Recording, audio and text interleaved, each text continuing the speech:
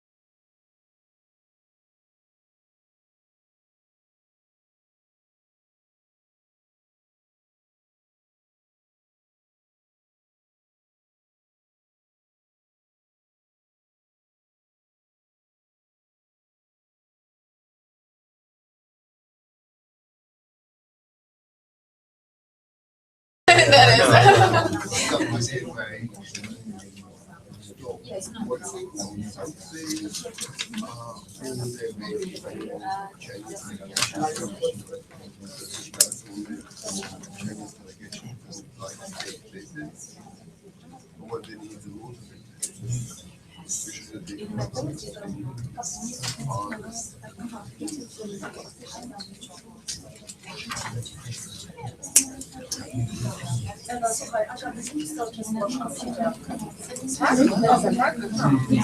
but it's good that you Aha, czyli następny ja będę siedziała. Ja też sama siedziałam. Kto robi konstytucję? Robi konstytucję.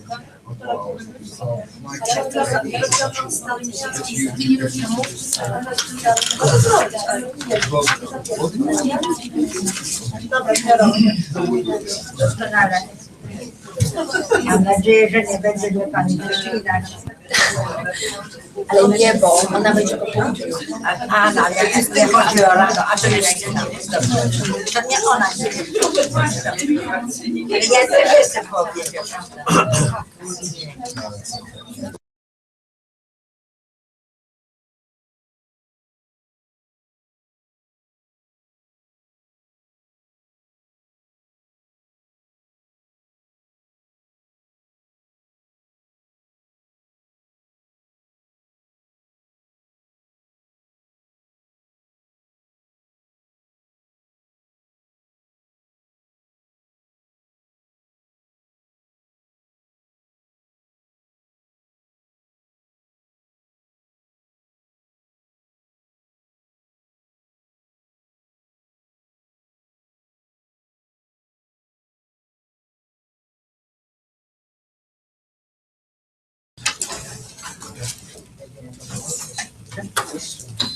Hello, good morning. Welcome to this European Council session. I have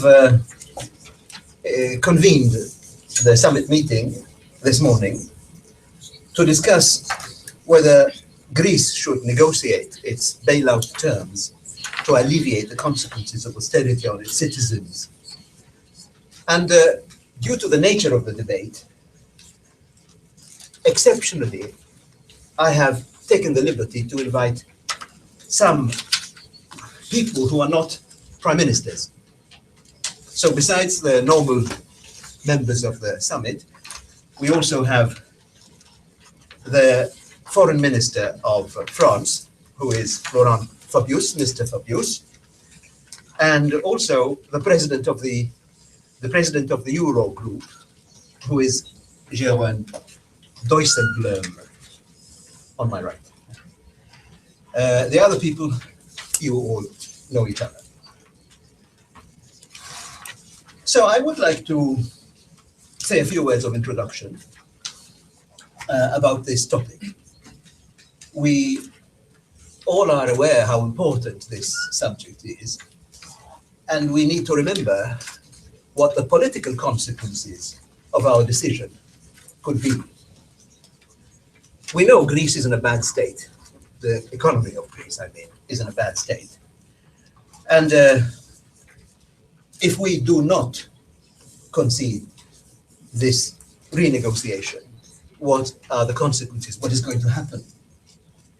The main consequence would be that Greece would be obliged to leave the Eurozone, or the other alternative would be to default on its commitments. I do not want, on the other hand, to bias your decision, but we need to consider all these things.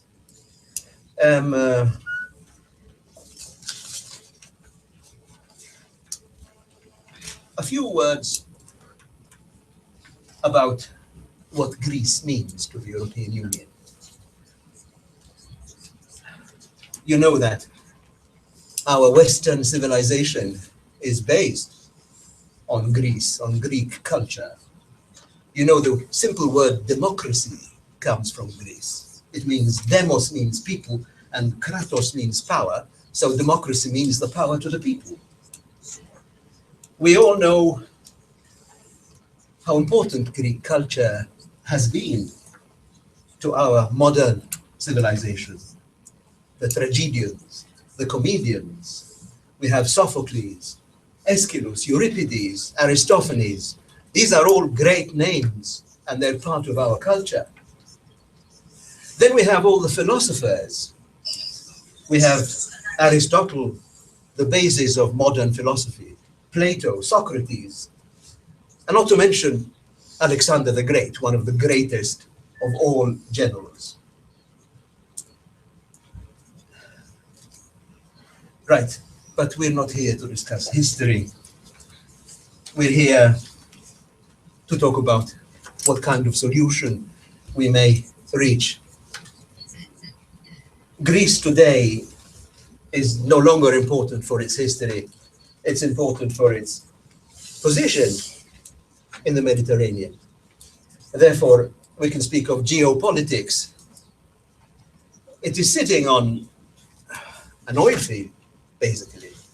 And it is sitting in a very strategic place at the beginning of a future pipeline that could take oil, even oil from Azerbaijan through Turkey and then Greece, Italy, and into Europe. So it's so important for all of us to keep Greece in the European Union, and which is one of the consequences of our decision, we believe, would also mean to help perhaps solve the problem in Cyprus, as Nikos might also remind us. But all this is going to be, I suppose, what we're going to be debating today. So I would suggest that we start with our business and not waste any more time on presentations. And as usual, I give the floor to the President of the European Parliament, Martin Schulz.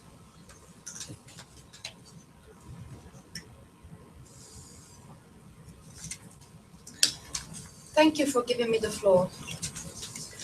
Ladies and gentlemen, we have come together today to discuss a very important situation, that is the renegotiation by Greek Prime Minister Alexis Tsipras of the bailout terms we previously agreed on in order to alleviate the austerity on Greek citizens. Citizens, that is what we are talking about. As President of the European Parliament, I would like to stress this word. In our recent debates about the Greek bailout, we spoke a lot about member states, budget, and deficit. But all these terms fade in front of the word European citizens. In Greece, ordinary citizens paid the bill already in recent years, and it is now time that those who have money and who took the money out of the country contribute to the solutions to the problem. In fact, as representatives of the peoples of Europe, we are convinced that budgetary consolidation must not imperil social justice. That is why the European Parliament decided to extend the terms of the bailout program in Greece. But first of all, let's put the Greece situation into context. I would like to give you a few figures. Greece received its first loan package of 110 billion euros in May 2010. The previous autumn, the Greek government had announced that the country's budget deficit would rise above the 12% of GDP. This means more than 4 times higher than the maximum allowed by Eurozone rules. A second loan package of 130 billion euros was announced in March 2012. And then, in April 2014, Greece succeeded in raising money from the financial markets which was a positive step in the country's struggle to return to economic normality. The latest bailout negotiations followed the election of the new government in Greece. So it was in January 2015, as we all know.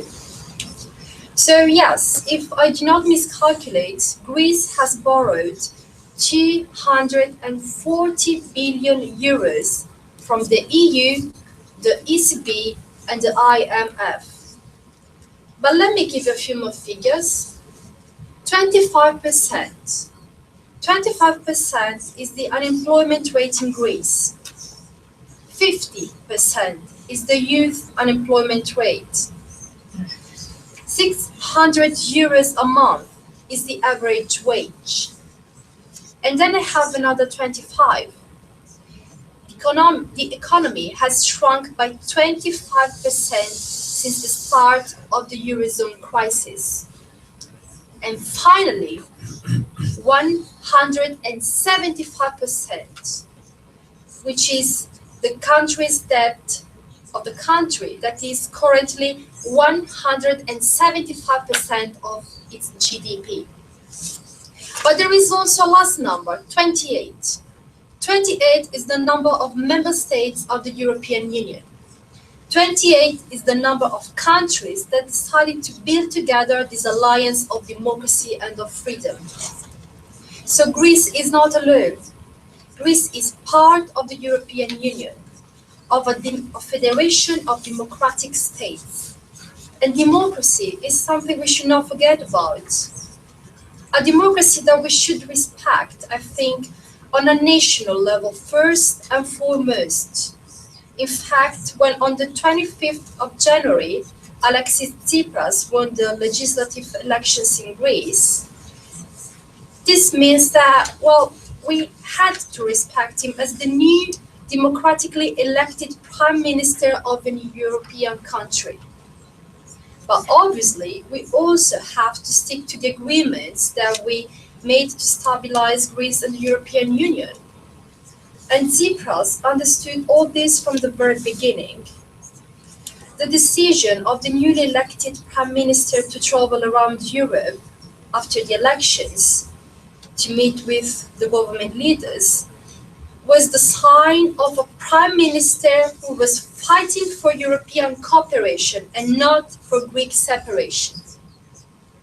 Since my first meeting with Alexis, he was very friendly and we had a very fruitful exchange of views. This is why I have been very optimistic since the very first moment that both sides, so we, the European institutions, and the representatives of Greece, would have fought for mutual understanding.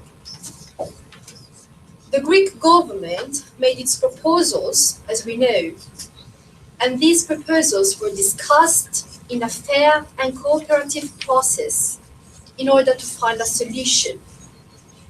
All discussions were very robust, and I must admit that I have a lot of enthusiasm for Tsipras' government because he made the crackdown on tax evasion a priority. The previous government, on the other hand, had been very lax in clamping down on big fish tax evaders, and partly maybe this is due to the fact that so many of them were friends of those in the governing coalition. But Tsipras declared that he wants to respect the people's sovereignty in Greece as well. And at the same time, he respects the rules of the EU. He wanted to correct the EU's framework with his proposals, not smash it.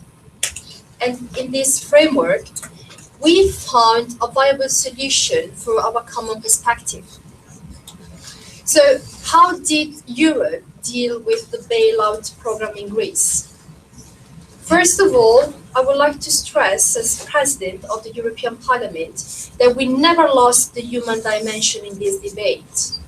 In fact, a Parliament delegation visited Greece in January in order to find how this cure prescribed by the Troika had affected the country. Then, after long debates, a few days ago, we voted in favor of the 4-month extension of the Greek bailout. It was originally supposed to end on the 28th of February.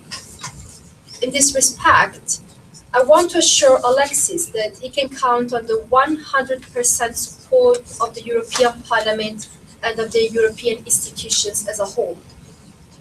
Obviously, this does not mean that Greece is saved. Difficult times lay ahead, and we do not yet have all the necessary solutions. The political agreement in the Eurogroup does not solve all problems, but it should buy some very precious time, allowing for the talks to continue. When I'm speaking about a 100% support, I mean it. I am aware that this matter triggered discontent in few member states. And I want to say briefly to such countries that since democracy and freedom are at the very basis of the EU, I totally respect their right to disagree. The EU's history is indeed one of disagreements, but at the end of the day, it's about compromises. And I have faith that we have the willingness to work together in this direction. It's very important that we remain united, especially in all European member states of the Eurozone. I think we will discuss such matters later today.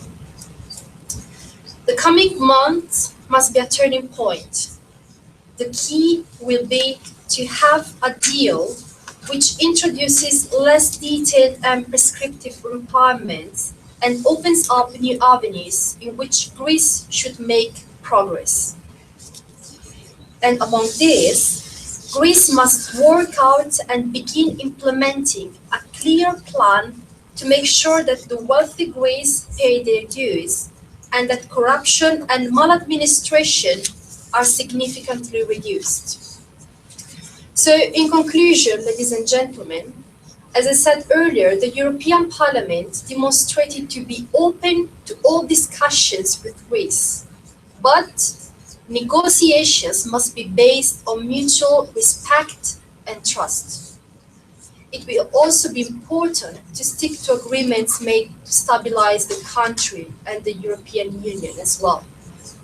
I'm looking forward to working closely with Prime Minister Tsipras in this regard. In his victory speech, the Greek Prime Minister promised that his country was leaving behind fear and intimidation, 5 years of humiliation and grief. Let's make it so. Thank you for listening. Right, thank you, Martin. I have a small announcement to make that unfortunately this afternoon I will not be able to be present at this summit because I have to appear in front of the plenary of the European Parliament in Strasbourg. But the meeting will be chaired by the president of the rotating presidency of the Council, that is the Prime Minister of Latvia, Lain Dota. I'm sure it will not make any difference to you. Right, after having heard from Martin, we can move on now to Alexis, who would like to talk about the situation in Greece. Thank you very much, Donald, for giving me the floor. Good morning, everyone. Good morning, presidents of the European Council, European Parliament, European Commission, Eurogroup, and also my counterparts in countries in France, in United Kingdom, in Germany, in Finland, Sweden, Cyprus, and in Ireland. I'm here to represent my country, my government, and I'm sure that you all are familiar with the letter that our finance minister, Yanis Varoufakis, sent to you, outlining all the reforms that we are prepared to undertake.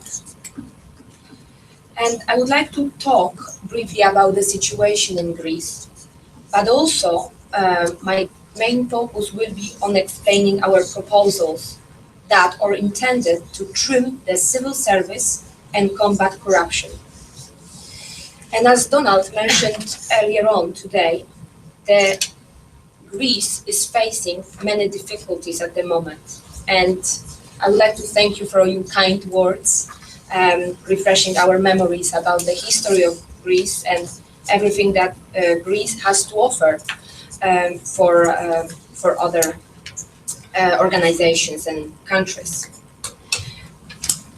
And Martin has already mentioned all the numbers, but just to reiterate, yes, the situation is quite challenging. We are facing the unemployment, which is 25%, and youth unemployment reaching 50%. And the economy has shrunk as well since the start of the Eurozone crisis. However, we have been working very hard on a new, honest agreement that shall be beneficial for all parties involved. And I want to keep my promises that I have given to my electorate. And I would like to finish with the austerity measures that have been imposed on Greece by European Union and International Monetary Fund. As you know, myself and our finance minister, Yanis, we have been visiting most of your countries, and we have been talking to you openly to discuss some solutions and proposals. And this is my opportunity to tell you what we would like to focus on. And we would like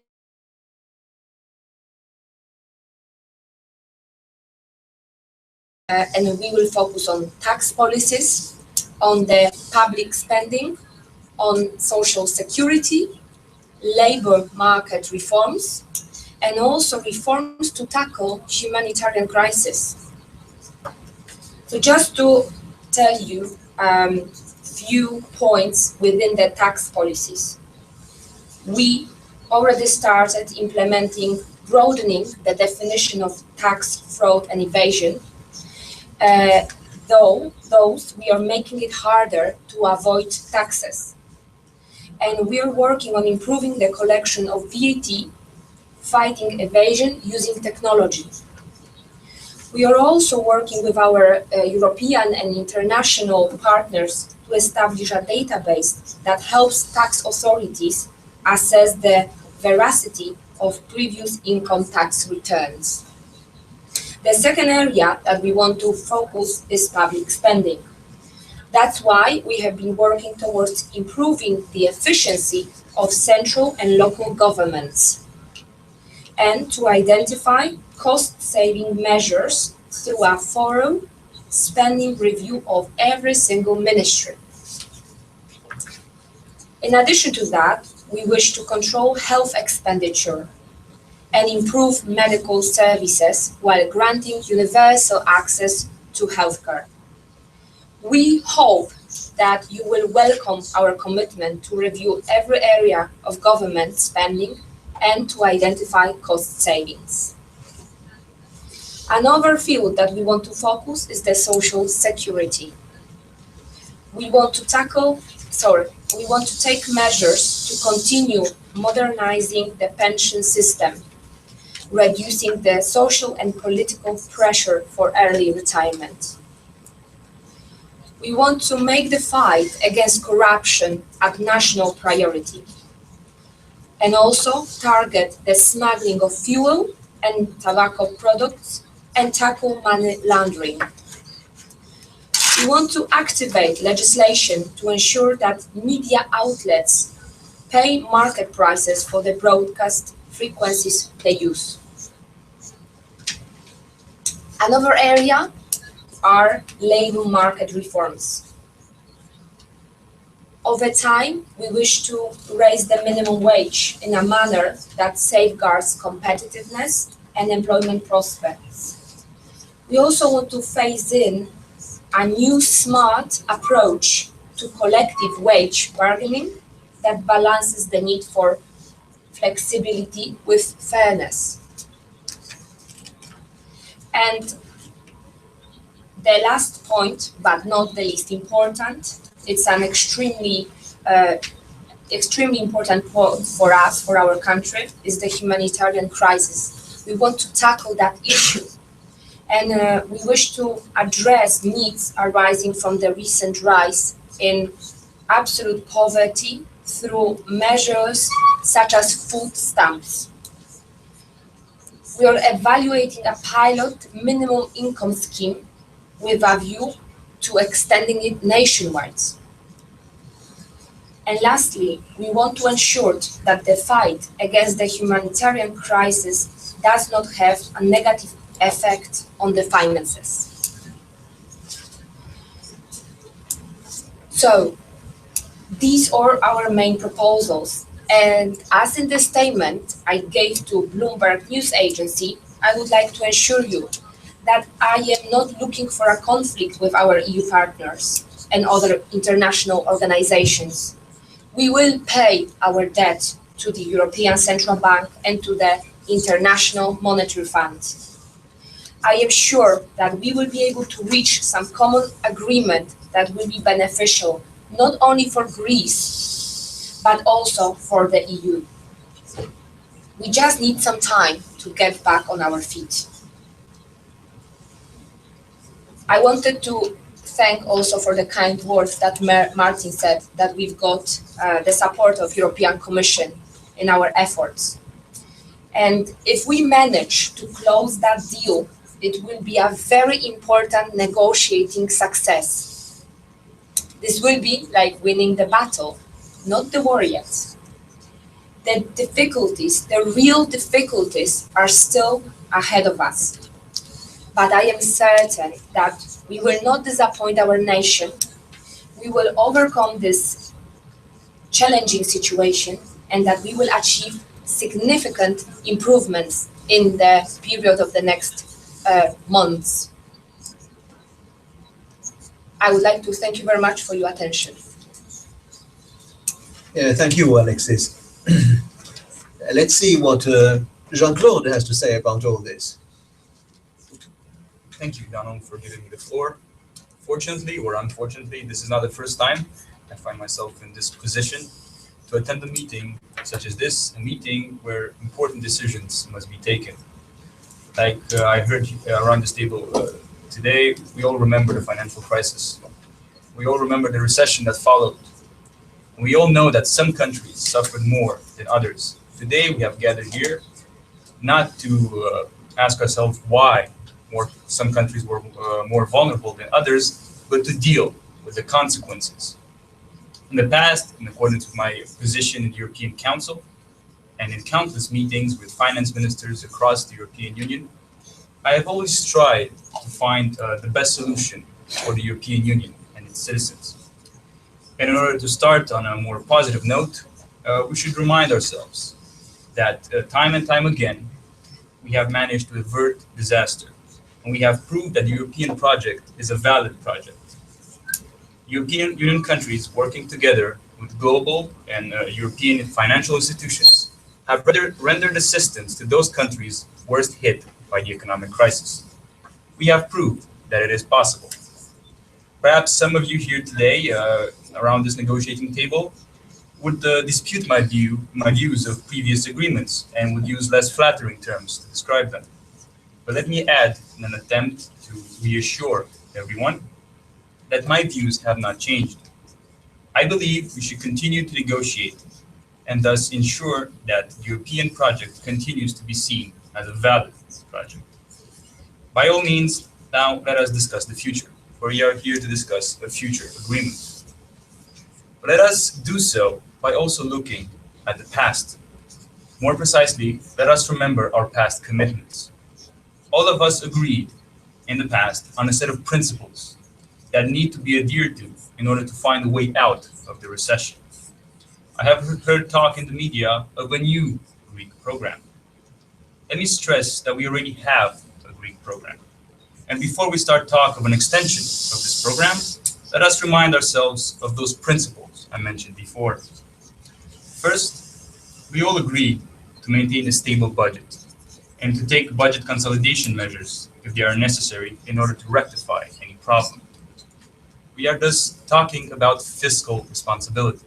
Secondly, in times of crisis, there is a dire need for structural reforms, which help change the climate that have made some countries, some economies, more vulnerable. This principle of structural reforms should perhaps be one of our key points of discussion today. We need to encourage our Greek partners to come up with a package of structural reforms that would go hand in hand with any sort of financial assistance EU institutions would provide. I cannot stress how important this point is. And finally, we must also encourage growth and job creation. In regards to this third point, in my current position as head of the EU Commission, I must remind nation states that they are not alone in trying to promote economic growth and job creation. The EU Commission investment package, worth no less than 315 billion euros, is meant to do just that. It's meant to create much needed jobs, especially amongst Europe's youth, who are most affected by unemployment. The EU Commission, along with the European Investment Bank, will invest in Europe's future and back nation states that stand by those principles I mentioned before. And if I may be permitted to return to the subject at hand, let us remind ourselves that we are discussing about having a stable budget, about having structural reforms, and about promoting economic growth and job creation. These are key ideas, and these are the key ideas that stood behind our Greek program and must continue to do so in the future. No country can be blamed for stressing one principle above the others. No one can blame Germany, for example, for stressing the importance of fiscal responsibility. And no one can blame Greece for looking ahead for economic growth and job creation. Both opinions are valid. We must understand each other's priorities. Let us not lose sight of our mission here. We are here to find a solution that is good for all European Union citizens. For that, I remind all parties involved that we are in need of understanding and in need of a fair degree of patience. For the European Union is a democratic construct made up of 28 nations, 28 democracies, which of course does not mean that a solution cannot be reached. Neither does it mean that compromise is impossible. Changes are possible, as long as those principles I mentioned are adhered to. By all means, if Greece wants to make changes, for example, changes to the retiring age, that is possible. But propose a similar measure that would balance the books, make sure that the European taxpayers do not end up paying more for those changes. We must always act in a financially responsible way, and we must always make sure that we are making the necessary structural reforms. If it is not too premature, I would actually ask our Greek partners to already consider a comprehensive list of such structural reforms. If changes are made in this fashion, and if our partners agree to continue to uphold these principles, I believe that the request for further assistance can be approved in the form of an extension. But first, we must make sure that we take concrete measures and we prove to the public and to all the parties involved that there is a degree of continuity. Our Greek partners must somehow temper their zeal for promoting change by assuring all of us that Greece stands by its past commitments, as all responsible nation states should. An agreement was reached, assistance was provided, and structural reforms were taken. This was the blueprint of our previous Greek program, and this should be the blueprint of any future agreement. Thank you. Thank you, John.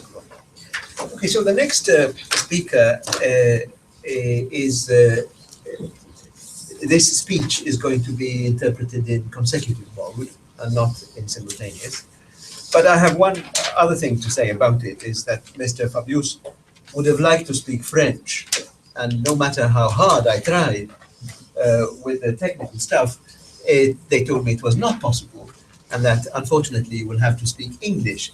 But I'm sure you are proficient enough in English to make your position clear. Thank you very much for this kind introduction. I do regret that it hasn't been possible to enable me to speak my own language. However, I have every confidence in the interpreters who will no doubt convey my message. I'm very grateful for this opportunity to say a few words about French foreign policy in relation to Greece. Obviously, there are very many things I would like to say, but I shall begin by, if I may, quoting what I have already said in the French National Assembly a few days ago, because I think it's an important introduction to how we intend to apply our foreign policy. I said in our national parliament, and I say it again, foreign policy is not an exact science. By its very nature, it must face up to unexpected difficulties and even crises, and it is essential to remain pragmatic when implementing it. So the aims of our foreign policy are clear. The means to introduce it have to be adapted to a crisis situation in which Greece is now involved and which affects all the members of the European community. In relation to Greece, French foreign policy can be summarized by one word, and the word is respect. We respect the democratic process in the country which was the cradle, the birthplace of democracy. We respect, of course, the electoral process whereby Greek voters brought the present government to power and expressed that they felt a policy of austerity has had too high a cost, has affected them too much. Obviously, French foreign policy cannot and should not in any way include any criticism of Greek public opinion and of the decisions which have already been made and will be made in order to implement the message to which the new Greek government owes its very existence. It is certainly not our aim to promote austerity as some sort of punishment for previous mistakes or even faults. Our attitude, I repeat it, is pragmatic, not moralistic. We are not standing in judgment over previous Greek governments and their policies or even their mistakes. The Greek voters have done this. It was their prerogative in a democracy. We respect their verdict. We welcome the new Greek government. On the other hand, we must reconcile respect for democracy with respect for the commitments to reform into which the new Greek government is entering. As a consequence of the bailout, which was, we all know it, desperately needed, a restructuration of the Greek economy has to be accepted by the present government. It has been accepted in principle. France maintains that the restructuration should not be drastic and that it ought to be compatible with alleviating somewhat the burden of debt. Let me repeat, it is not a matter of retribution. It is not a punishment inflicted on Greece. However, there is no denying that successive Greek governments have applied irresponsible budgetary policies over the last 15 years.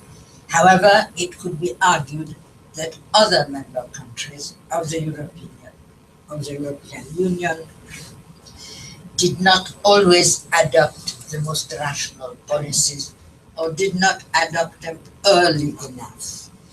Perhaps if some decisions had been introduced earlier, the present situation might not be as severe as it clearly is. Perhaps the Greek debt would not equal 174% of GDP as it does now.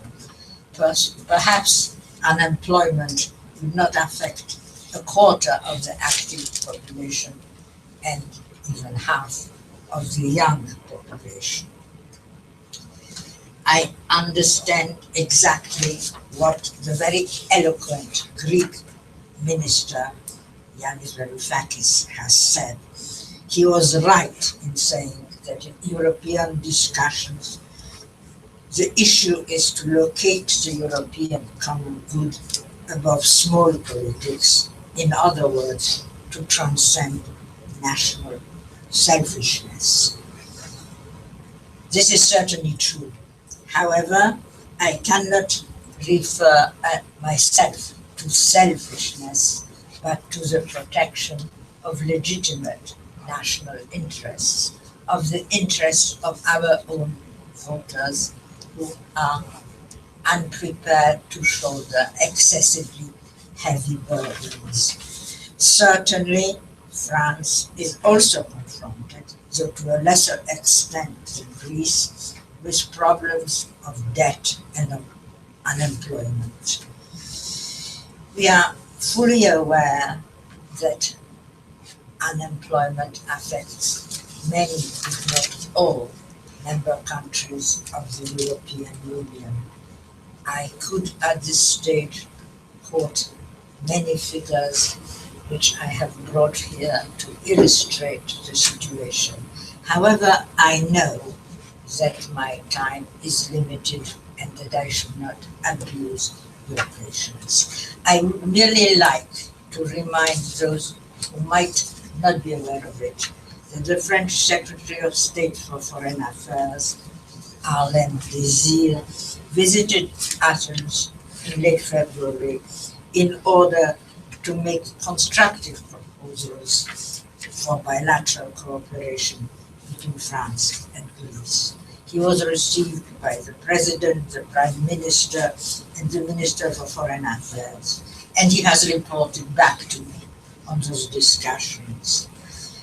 He confirms that we're making progress along the way which is steep, but which leads to full cooperation and continued progress. Thank you for your attention. Thank you, Mr. Fabius. So now we have a suspension of 10 minutes. We resume at 12:30. Thank you.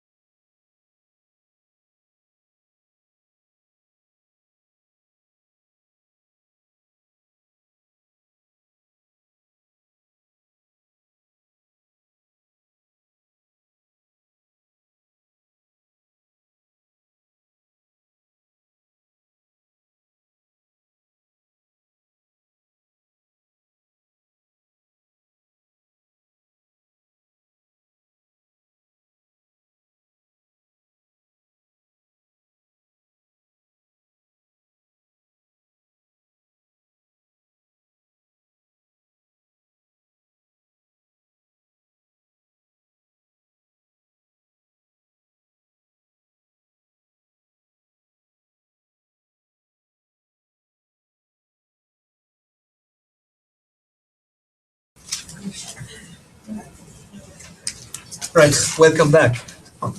So we continue our summit meeting, and this time we hear from the president of the Eurogroup, Mr. Dijsselbloem.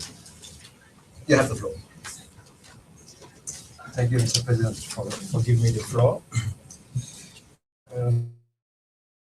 Gentlemen, today's green light to Greece is undoubtedly a good news. The deal is a reasonable one for both sides. Although the Greeks have had to abandon many of their unrealistic initial requests, the Greek government is now once again in control of the reform process. The Eurogroup reiterates its appreciation for the remarkable adjustment efforts undertaken by Greece and the Greek people over the last years. During the last few weeks, we have, together with the institutions, engaged in an intensive and constructive dialogue with the new Greek authorities and reached common ground today. The Eurogroup notes, in the framework of the existing arrangement, the request from the Greek authorities for an extension of the Master Financial Assistance Facility Agreement, which is underpinned by a set of commitments. The purpose of the extension is the successful completion of the review on the basis of the condition in the current arrangement, making best use of the given flexibility, which will be considered jointly with the Greek authorities and the institutions. This extension will also bridge the time for discussion on the possible follow-up arrangement between the Eurogroup, the institutions, and Greece. The Greek authorities have presented a first list of reform measures based on the current arrangement. The institution will provide a first view whether it is sufficiently comprehensive to be a valid starting point for a successful conclusion of the review. This list will be further specified and then agreed with the institutions by the end of April. As you may know, it's only the approval of the conclusion of the review of the extended arrangement by the institution will in turn allow for any disbursement of the outstanding tranche of the current European Financial Stability Facility Program, that is the EFSF. This is again subject to approval by the Eurogroup. In this light, we welcome the commitment by the Greek authorities to work in close agreement with European and international institutions and partners. Against this background, we recall the independence of the European Central Bank. We also agreed that the IMF will continue to play its role.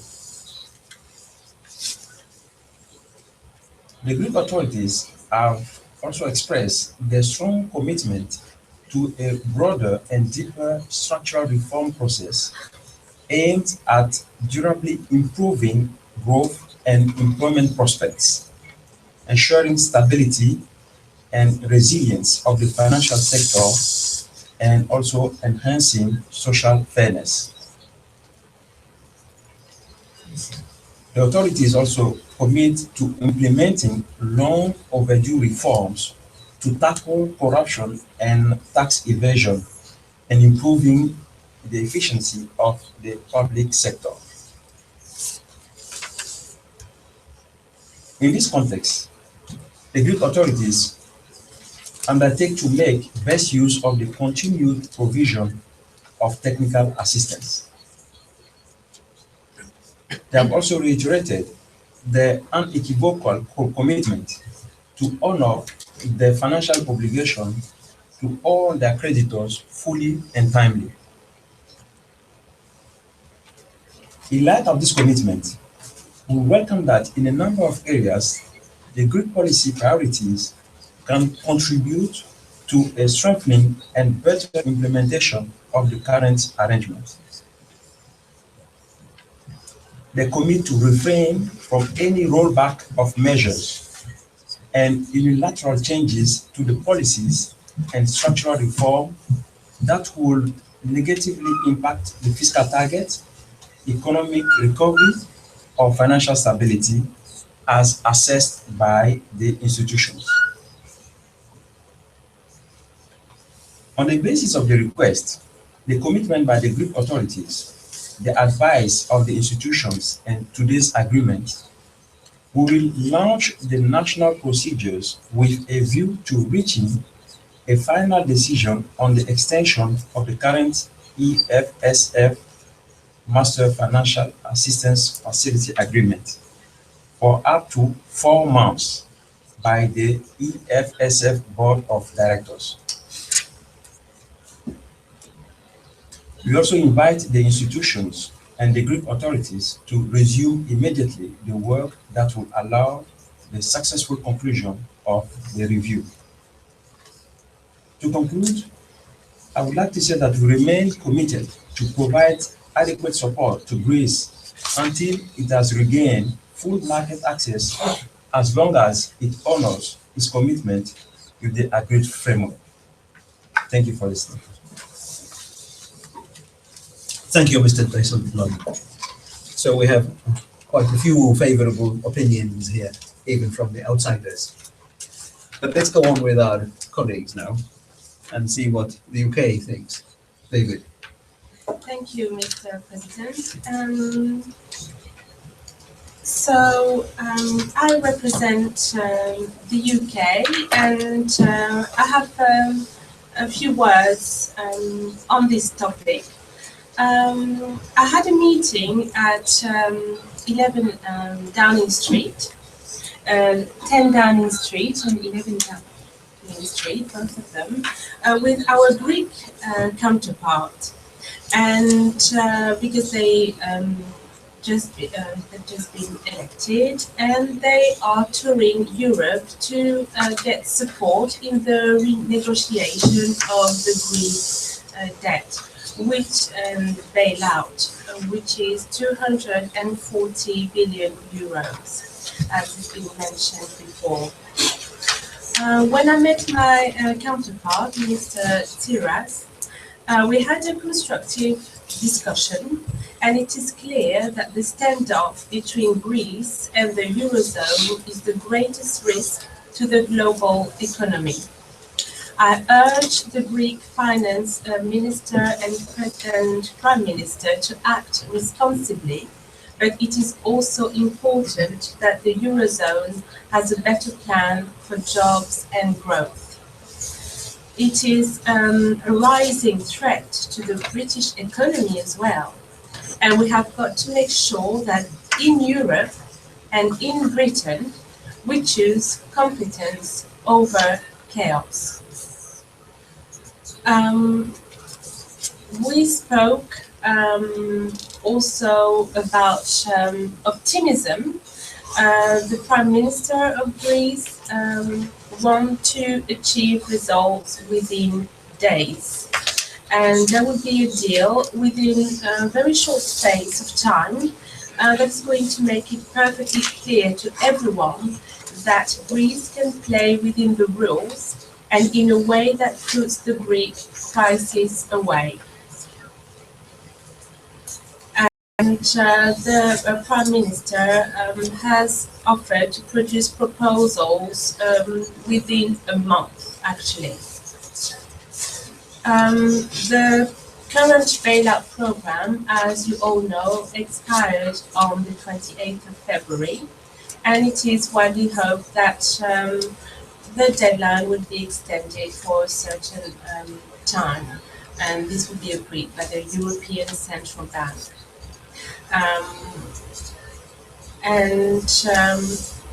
Also, Mr. Tsipras and his party face opposition from Germany, where Angela Merkel has ruled out further debt cuts from its creditor nations. Greece's new Prime Minister, Alexis Tsipras, who is with us today, is also he met other counterparts in Europe, including Cyprus. He ruled out seeking aid from Russia, which had suggested it would be open to calls for help from Athens. But he welcomed the news that the EU was considering axing the deeply unpopular troika of international auditors representing the country's creditors, calling it a mature, necessary development for Europe. Let's remember that Mr. Tsipras won the election on a promise to ditch the strict austerity cuts tied to Greece's bailout from the troika of lenders, which include the European Union, the European Central Bank, and the International Monetary Fund. But some commentators have warned he will not be able to align his anti-austerity vow to voters with an ambition to stay in the Eurozone.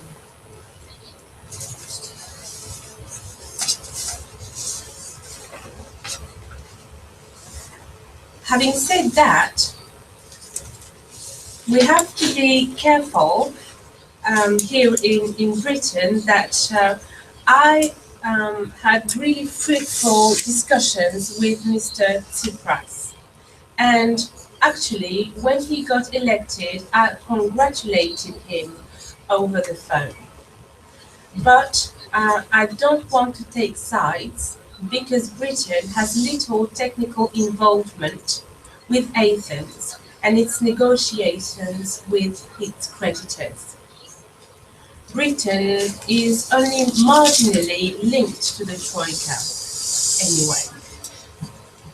But I fear the consequences of a Greek exit from the Euro. And that's why I convened a meeting with my government to talk about this issue.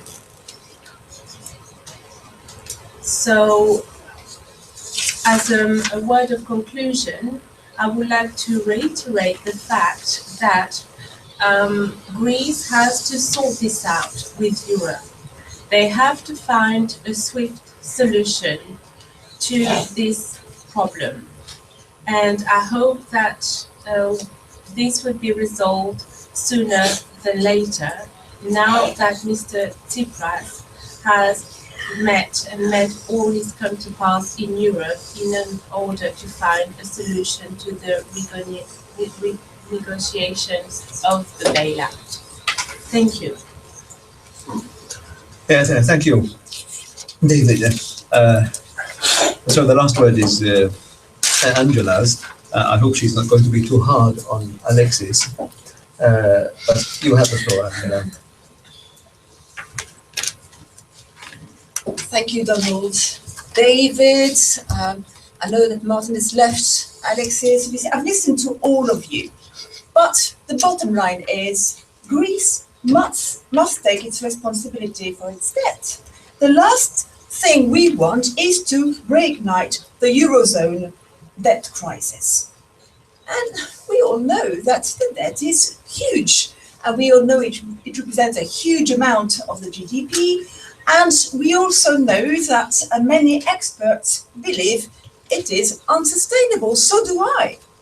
Actually, this week, more than 30 economists wrote an open letter.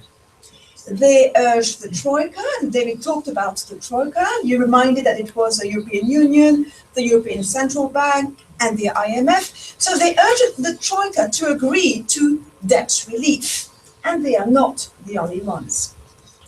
Yes, it is true. I have heard many criticisms regarding the slow response of the Troika to the crisis in Greece. But we must not forget that the Troika is an intergovernmental instrument. The Troika analyzes, evaluates, and makes decisions for the future. It cannot perform miracles.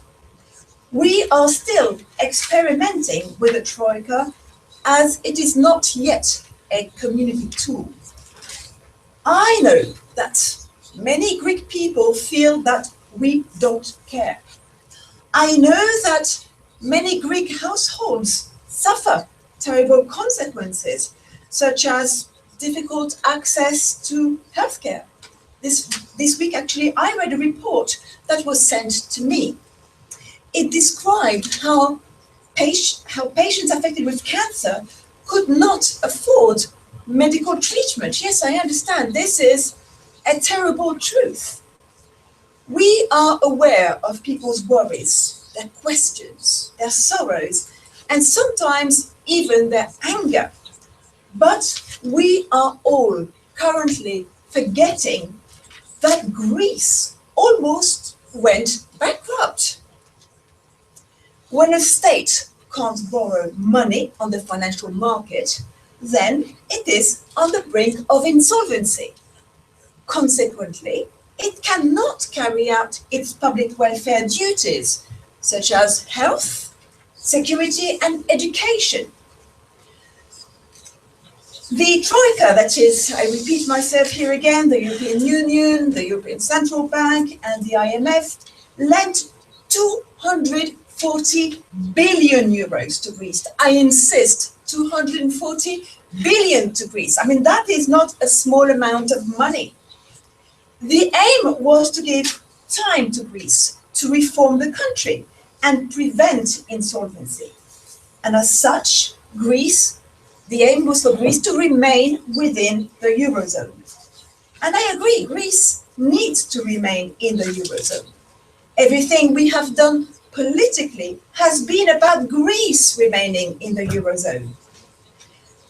The Troika may not have been perfect, they may not have presented the perfect solution, but may I remind everyone here present that the European Commission was not experienced enough to deal with the crisis in the Eurozone. This is why we had to call upon the experience and the money of the IMF. It may not feel like it today, but if we try to get an overview of where we are today compared to where we were 2 years ago, we are definitely a step ahead. Who knows? The next step could be a European Monetary Fund. Its finances would be fueled by the European Stability Mechanism. It would draw on the experience of the Commission to give a European answer. We could even develop a form of European state insolvency law. This is what the Troika is suggesting.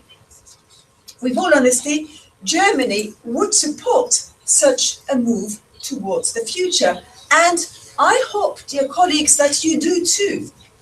However, may I remind you that the Eurozone is underpinned by two principles. The first one is about showing solidarity and continuing to show solidarity. It is very tempting to say that the principle of solidarity is lost in the way the Troika works at present. All member states were hit by the financial crisis at different levels. Without Europe, without the Troika, without the financial market regulations, without the financial supervision and the banking union, we would have had no chance to overcome the crisis, which has hit all member states at different levels. Even if the Greeks do not feel that we show solidarity, let me tell you that every single decision we have made so far has been in the interest of Greece and all member states. I really want this point to be clear. However, the second principle is also vital. It is the responsibility to shoulder one's own risks. This means that every member state is accountable for its own actions. As such, Greece needs to show its determination to conduct reforms and not to default payment. I'm glad that Alexis earlier on said that he doesn't intend to. Excellent news for us today. It would only be too easy to come up with a point that a newly elected government is not accountable for decisions made by a previous government of political parties. But as member states, we all need to show courage and honesty and fulfill promises that were made, especially when dealing with a financial commitment of such magnitude. This is why Germany is not easing up in its insistence that the Greek debt mountain is repaid. It has to be repaid in full. We agree to the extension of 4 months, but the bottom line is that Greece has to fulfill its promises to remain a credible member state engaged in European politics. We are not in favor of writing off Greece's debt. The European Union took a risk when making such a loan to Greece. But we believe in Greece. We believe that Greece can carry on reforms that will improve its infrastructures and its economy. We know the sacrifices made by Greek people, and we will do everything in our power to alleviate them. But we did not create the financial situation Greece is facing. Greek citizens need to be realistic. They have expressed their views during the elections. This is true, and we welcome the new government, and we welcome you, Alexis. And we obviously now have a coalition government. And we know that this coalition government is not in favor of austerity measures. Nobody wants austerity. But we need to find the right balance between austerity and unattainable promises. In my view, Greece faces 3 choices. The first one, to continue as things are. The second possibility is to endure a continued period of instability while discussing extensions to its existing borrowings. And finally, the only other option, which I may call a dirty exit from the Eurozone, is a possibility. But I repeat, this is not what Germany wants. Thank you. Donald, I hope that my answer has satisfied your question. Well, yes, thank you. Thank you very much. You haven't been that bad, actually, on Greece. Even though my opinion, and my personal opinion, is that here we need to reform the rules of the Eurogroup. And this is why I invited Mr. Dijsselbloem, the president of the Eurogroup, to be with us today, because I think this is the way out of this story. We need to change the rules of the game. Otherwise, we will find ourselves in this situation, who knows when. I mean, maybe it's around the corner. Cyprus and Ireland, Nikos and Enda, and they have been where Greece is now, but they were saved in a sense.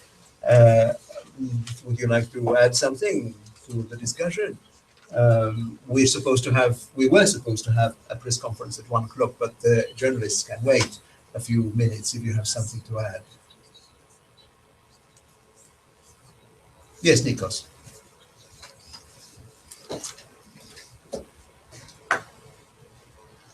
Thank you, Donald. I just wanted to say that no matter what we do, we really need to react faster because we don't want a repeat of what happened to my country, to Cyprus, where we had to resort to Russia. We had to resort to a loan from Russia because the EU was just taking too long to react. So in 2011, we got a loan from Russia, and then obviously that was not enough. And then we needed a bailout in 2003 from the EU. But why did we first have to go to Moscow? That Yes. shouldn't have not happened. Yes, thank you. This corroborates my position that we need to reform the regulations about the Eurozone. And would you like to add something?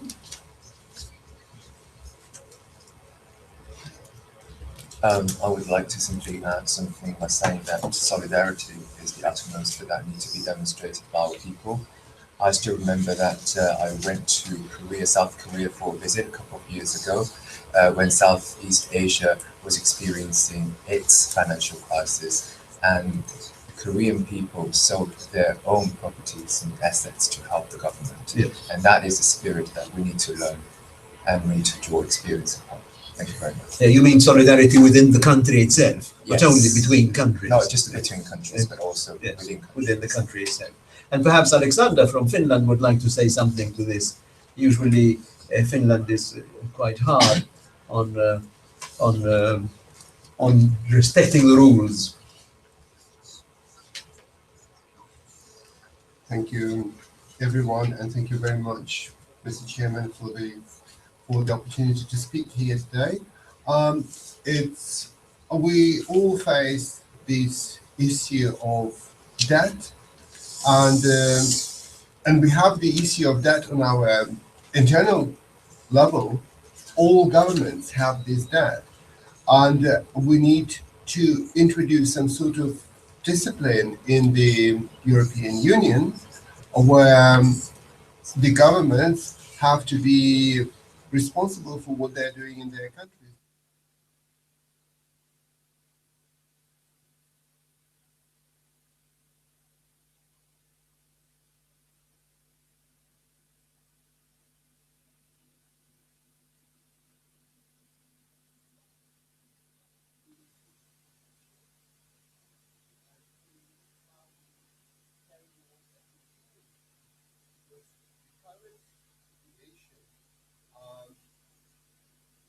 Is not really the situation we want to be in 10 years, 5 years, or even next year.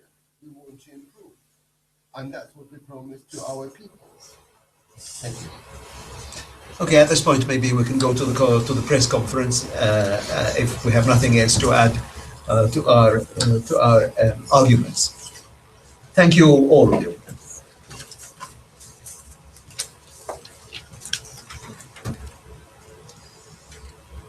Hello, my name is Katana Galfula. I represent the Guardian from the UK. And I think, Mr. Tusk, what everyone is burning to ask is, has there been an agreement? Thank you. Well, an agreement, in a sense, there has been. The agreement is that, yes, we need to open our arms and help Greece as much as we can, and we would like to reopen these negotiations with them. This is something that Jean-Claude and Alexis himself will confirm. But we also spoke about reforming the Eurostar, the Euro Club, the Eurogroup rules also. Would you like to add something perhaps about this problem, Jean-Claude? Yes, we all agree that some changes are necessary, but also need to remember what Greece has promised, and to remember that they need to pay their debts. So there was no cancellation of its debts. There was no forgiving here. We have, however, discussed an extension for now. We're still waiting on a list of reforms, structural reforms. Perhaps the Prime Minister can give you more details. However, we're also looking for the way in which these reforms would be implemented in the future. So good news for you, Alexis. Very good news. Thank you very much. This is very good news, and I hope that for the next few months we will be able to continue our discussion and that we will be able to prove our commitment to conduct the reforms we have outlined to you in a letter and that I have mentioned today. I particularly liked, Jean-Claude, what you said before, that you're open to compromise and that changes are possible. This is very good news. Thank you. Yes, any more questions maybe from the press? Thank you. My name is Kasia Wawrzyn from The Economist, also from the UK, and I've got a question to Jean-Paul Juncker. I would like to know if the Commission is collaborating with Greece on the reforms, and if you could actually give us some concrete examples how you're doing it, if this is the case. Of course, like I mentioned in my speech before, we were accepting any changes, any propositions for changes from Greece. However, everything hinges on their willingness to propose other sets of measures that would somehow balance the books. So, of course, we agree that changes are possible. For example, changes in the retiring age. However, they would also need to propose similar measures that would balance their books and make sure that financial assistance is provided, but up to a certain level. Yes, and of course, changes. We need changes in the Eurogroup, definitely so. So I would propose for future summits that we need to discuss. We need to put this on the agenda. Any other questions, maybe? Yes, thank you. My name is Agnes Krejza. I'm from the BBC, UK as well. And I would like to ask you, Mr. President, do you trust that Greece will achieve the reforms they set? Thank you. Well, yes, obviously we trust them because we wouldn't be here if we didn't trust them. We hope they will, and we give them all the trust we can. But it is in Alexis's hand, of course, to prove that they are worth our trust. Thank you, Donald. And I can assure you that we are doing everything we can to fulfill our proposals and to achieve significant changes. Thank you. So you have heard it from the horse's mouth, as the saying goes. If there are no more questions, then there must be some others, yes?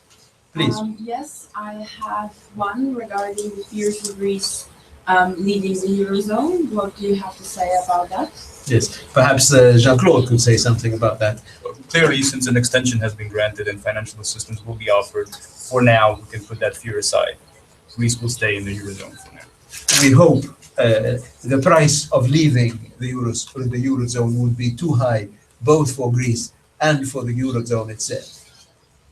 Any other questions? If there are no more questions, then we can consider this meeting closed. Thank you very much. Thank you. It was a quick Q&A with Sanya.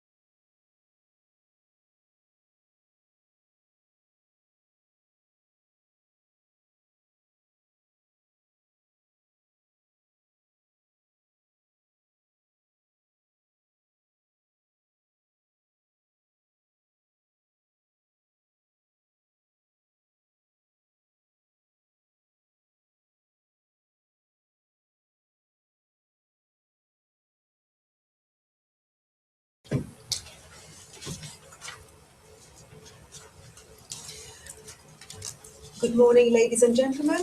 First of all, I'm going to give you an introduction to the event. Sorry. Good morning, ladies and gentlemen. First of all, I'm going to give an introduction to our viewers who are not with us today. This is a conference organised by students from London Metropolitan University. Everything was organised by students. We've had an event manager, speech manager, an agenda manager, the interpreters manager as well. So students have organised absolutely everything here today. So I hope that you're going to enjoy our second part of our mock conference. So now, starting officially our mock conference today. This is the second part of our event. This morning we met, it's been quite a long day. We started our event at 11:30. My dearest colleague Donald chaired the event this morning, but unfortunately he had to go to Strasbourg to the plenary session of the European Parliament. As such, he has asked me to chair the event, and I'm delighted to do this.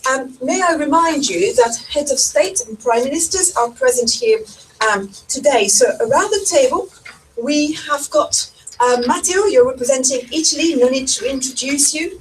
Eva, you're representing Poland, delighted that you're here with us today. Mariano is representing Spain. François Hollande cannot be with us live, but he will be communicating with us via our web conference facilities. Then we've got Pedro from Portugal, Colinda representing Croatia, and Meglena representing Bulgaria. Obviously, I'm not going to forget Joseph, who's representing Malta.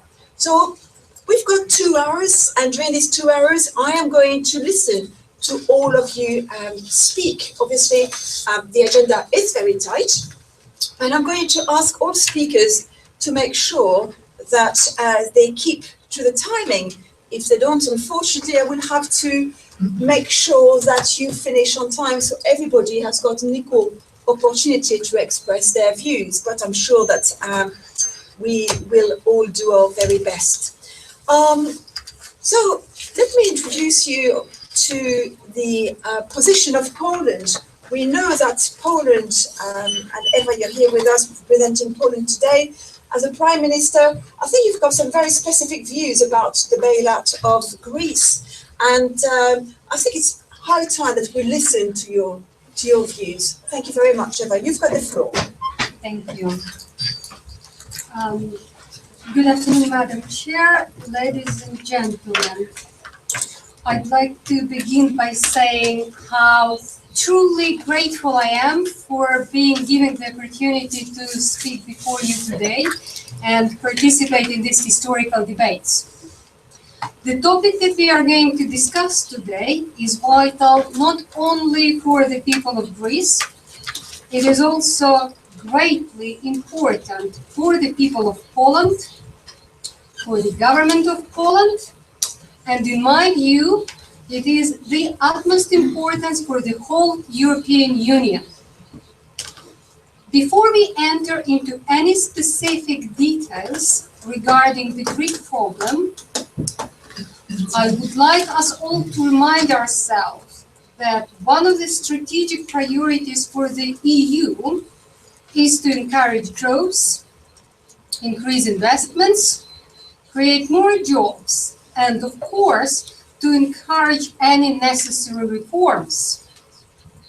All the members of the EU have to work together to unlock opportunities for EU citizens, and we have to be dealing with issues such as poverty and social exclusion. I also wish to remind us all that one of the priorities agreed by the European Council is to tackle tax evasion and tax fraud. Every government in the EU has to be committed to playing an active role and driving the EU agenda into our national policies. With this in mind, and also in respect to the interest of the Eurozone, that Poland is aiming to join soon, we have to look at the issue together so that we can find the best way forward in resolution of the Greek issue. Each and every one of us will certainly have the national interest close to our hearts. I can assure you that Poland would be interested in Greece remaining in the EU as an equal partner and player.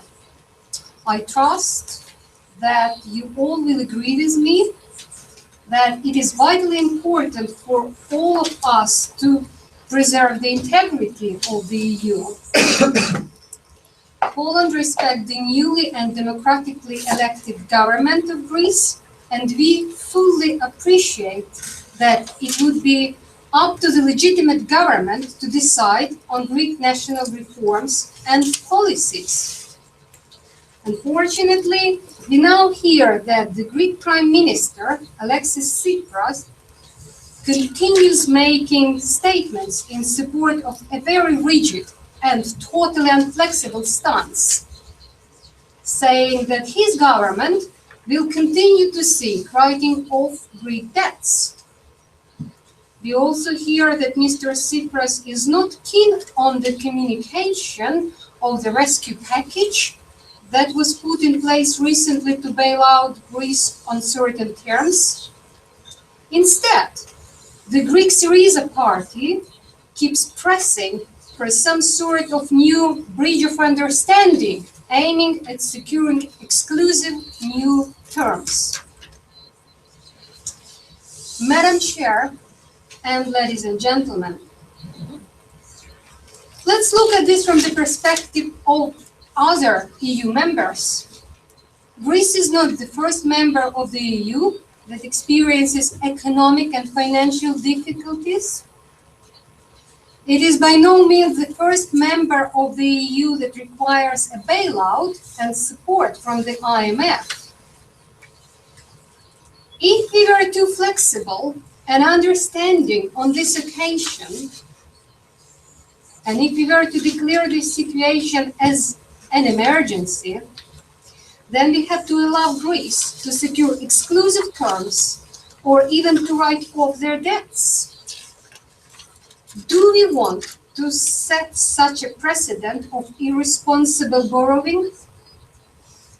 This would then mean that not only would Portugal, Spain, and Ireland wish to renegotiate their terms, but any citizen of the EU would also feel that it is perfectly legitimate to borrow funds, live out of one means, build up new debts, get more things, and then just go to the creditors and ask that all debts be written off and also file for bankruptcy.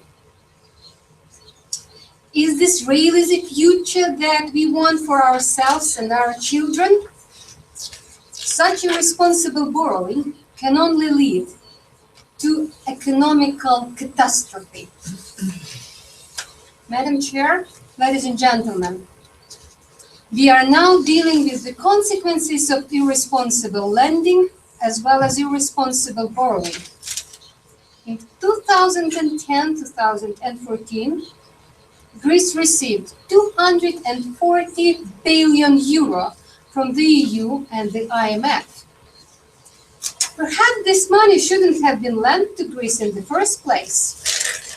Perhaps the debt at the level of 175% of country's GDP is indicative on default.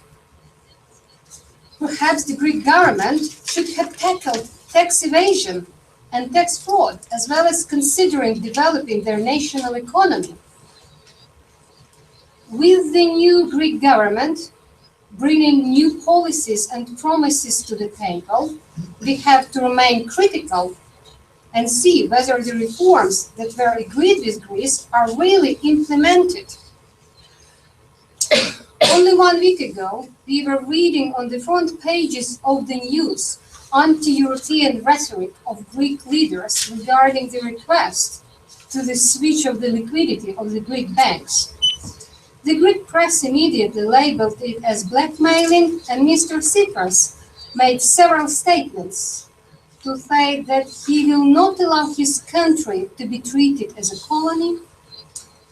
However, I have to say that in my view, it is also a form of blackmailing if our Greek colleagues declare that they will not honor their creditors. Any such rhetoric doesn't show any flexibility or trust. One has to recognize that if the Greek government continues to insist on any exclusive terms, then one of the scenarios we have to consider is that Greece will have to leave the EU. Poland would be prepared for any such negative development. While we are interested in preserving the integrity of the Eurozone and hoping that situation will be flexibly resolved in a positive manner, we have to be prepared for the worst case scenario. The Polish economy is much stronger now than it was in 2007-2008.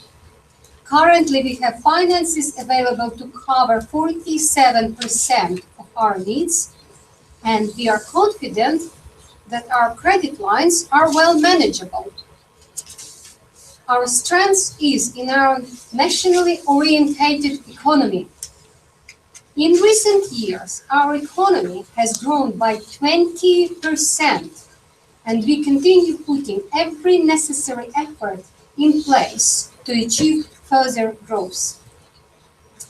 As we speak, the worst may be over for Greece and its banks, with deposit flows looking to have halted at just over 20 billion euro. But who knows what the next few days or weeks will bring.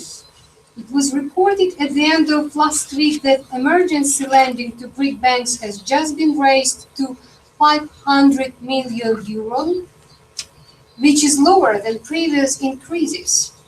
This suggests that Greek banks are now less in trouble than before, and they are demanding less assistance.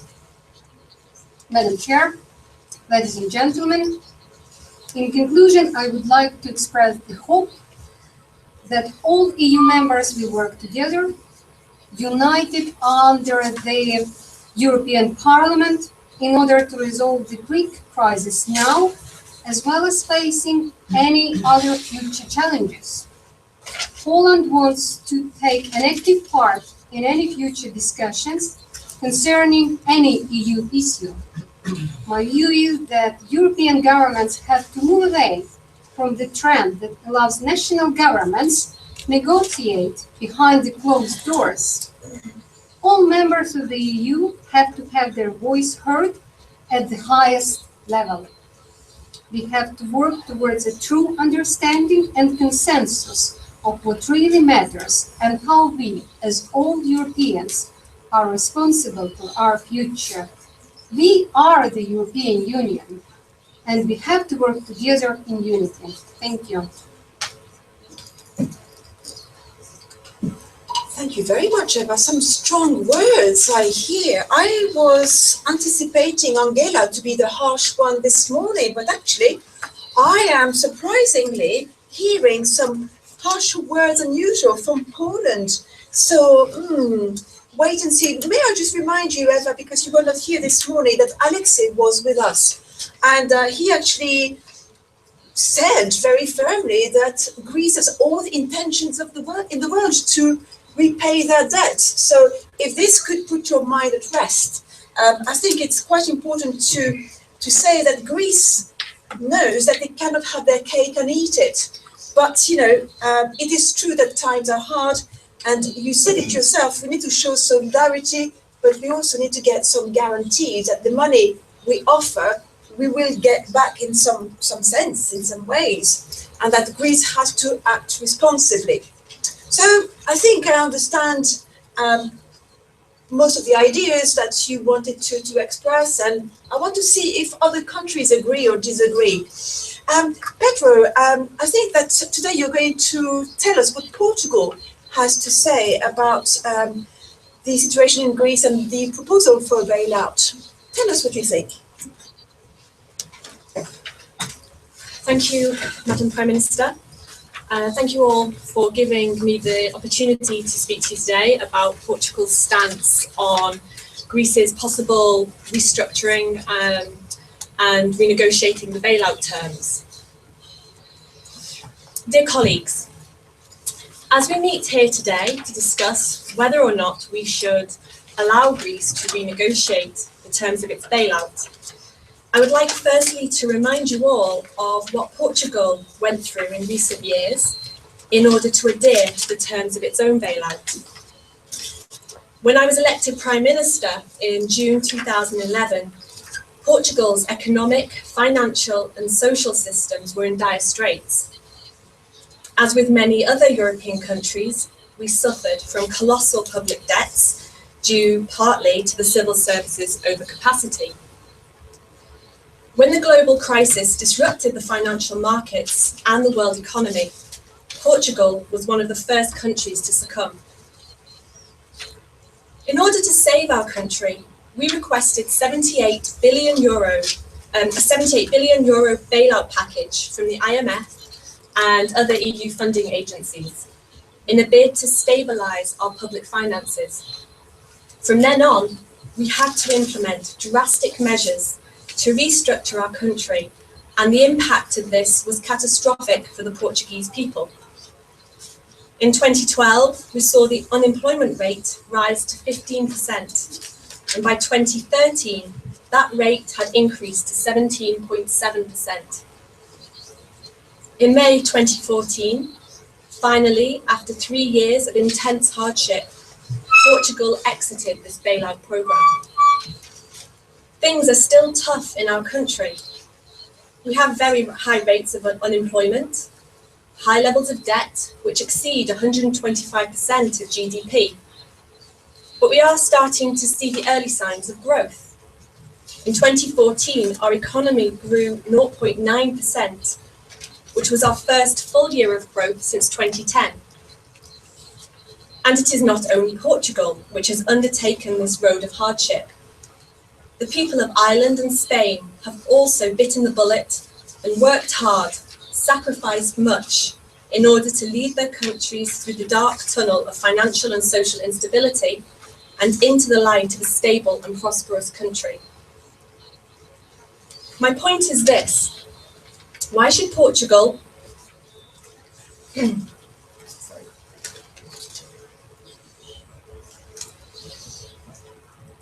apologies.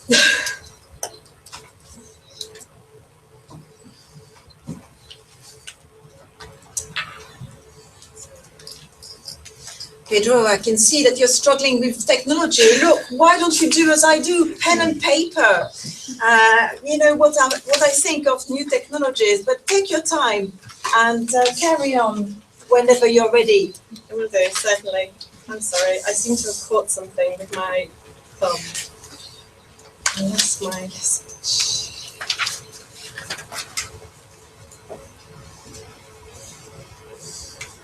I'll be with you in a moment.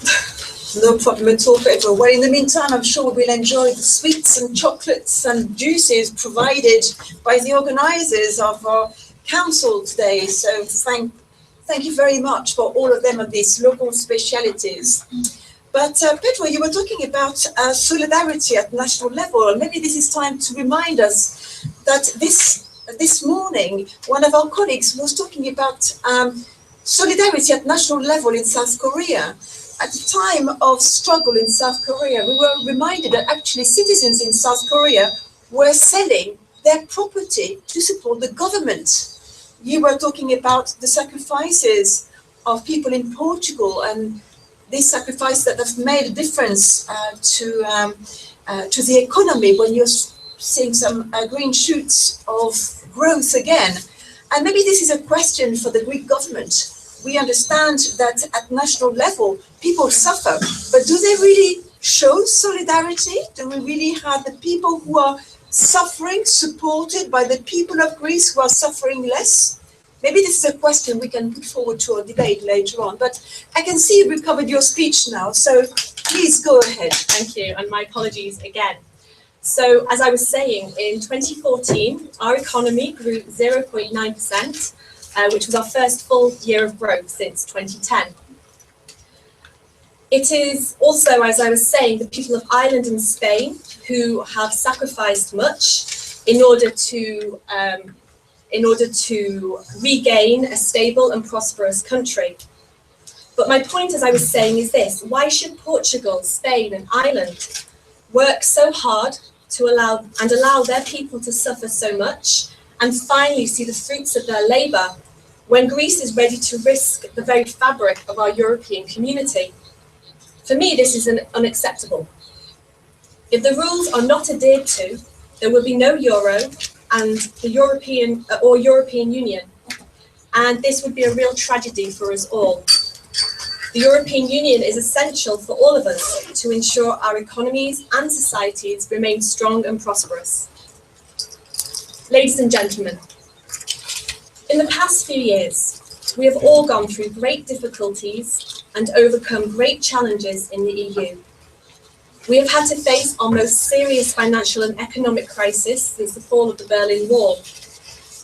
And for many of us in living memory, never before has such a crisis affected us in such social and political ways. Fortunately now, the worst part of this crisis is over.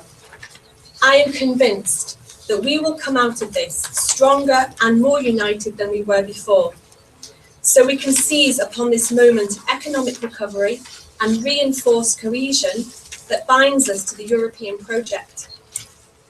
And yet, for this very same reason, it is important to remember that this result did not happen by chance, simply with the passing of time.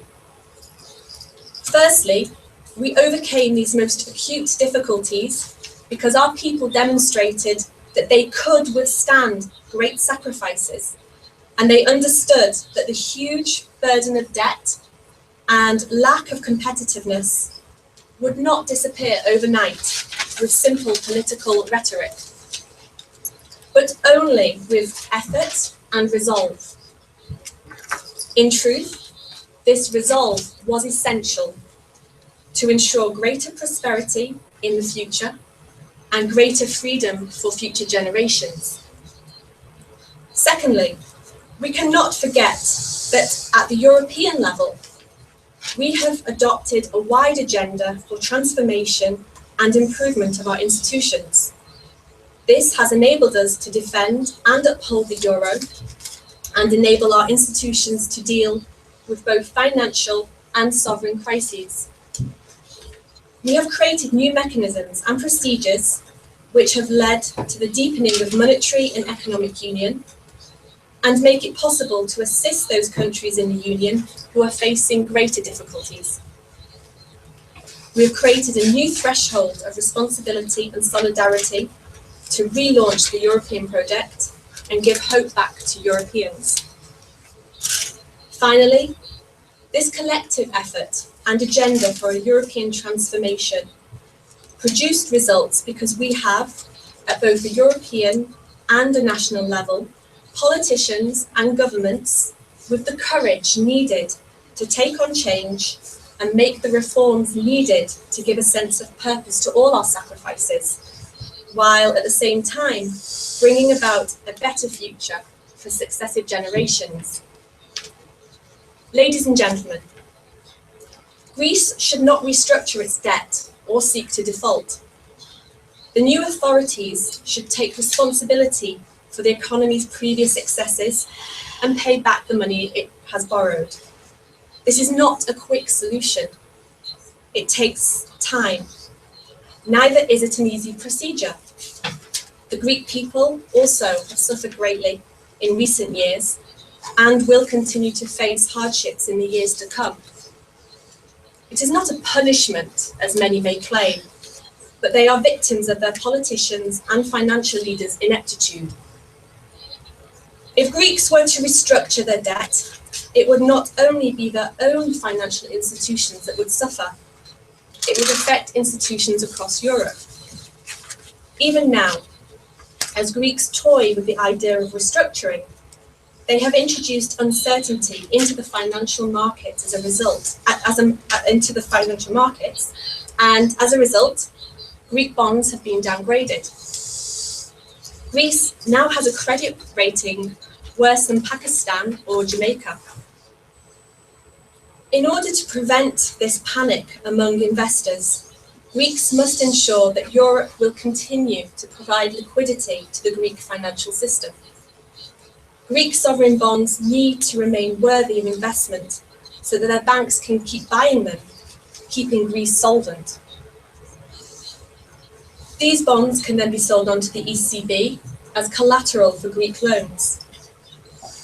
If Greek bonds were to be downgraded even further to, say, a D rating for default, then the ECB would no longer be able to accept Greek bonds, and Athens would no longer be able to raise money. It is not the responsibility of the European Union to let Greece off the hook. The financial institutions in Greece have made huge mistakes and acted irresponsibly. And now they need to be lent money by the European Union at the expense of not only ordinary Greeks, but all ordinary EU citizens. To conclude, I believe the Greek government needs to look carefully at what they are proposing. They should take comfort in the progress made by other TIGS countries and see that it is possible.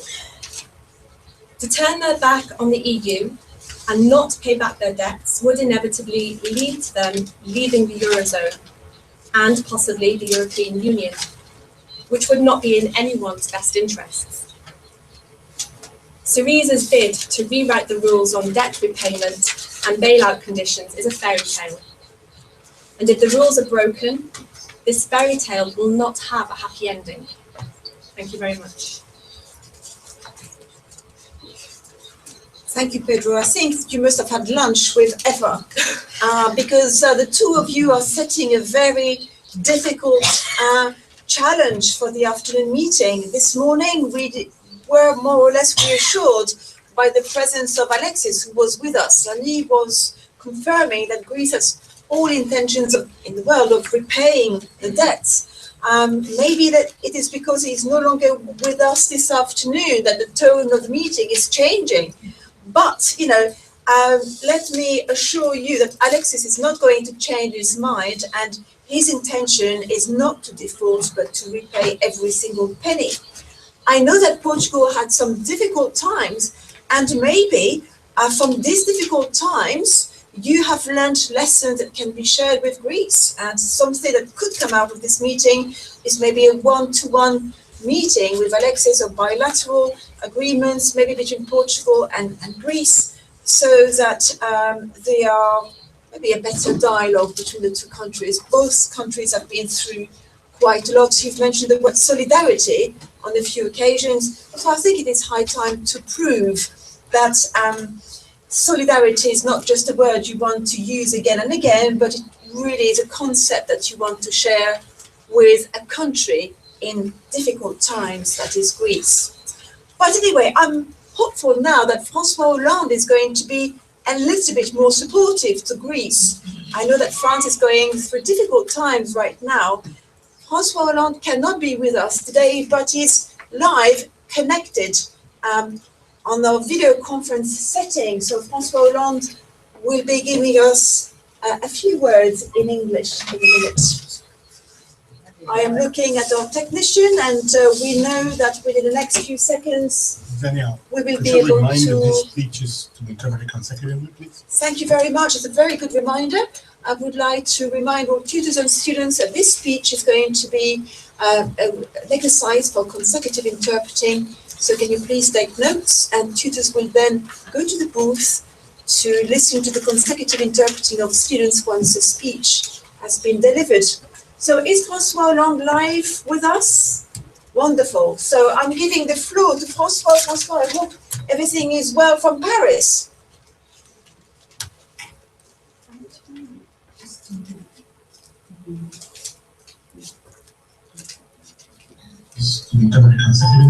Thank you very much. It's a very good reminder.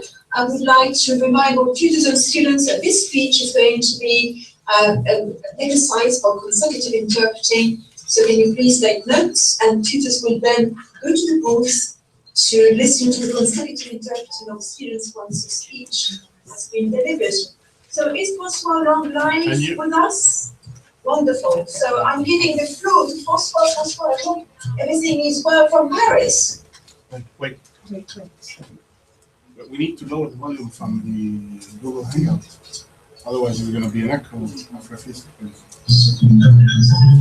Thank you very much. It's a very good reminder. I would like to remind all tutors and students that this speech is going to be an insight.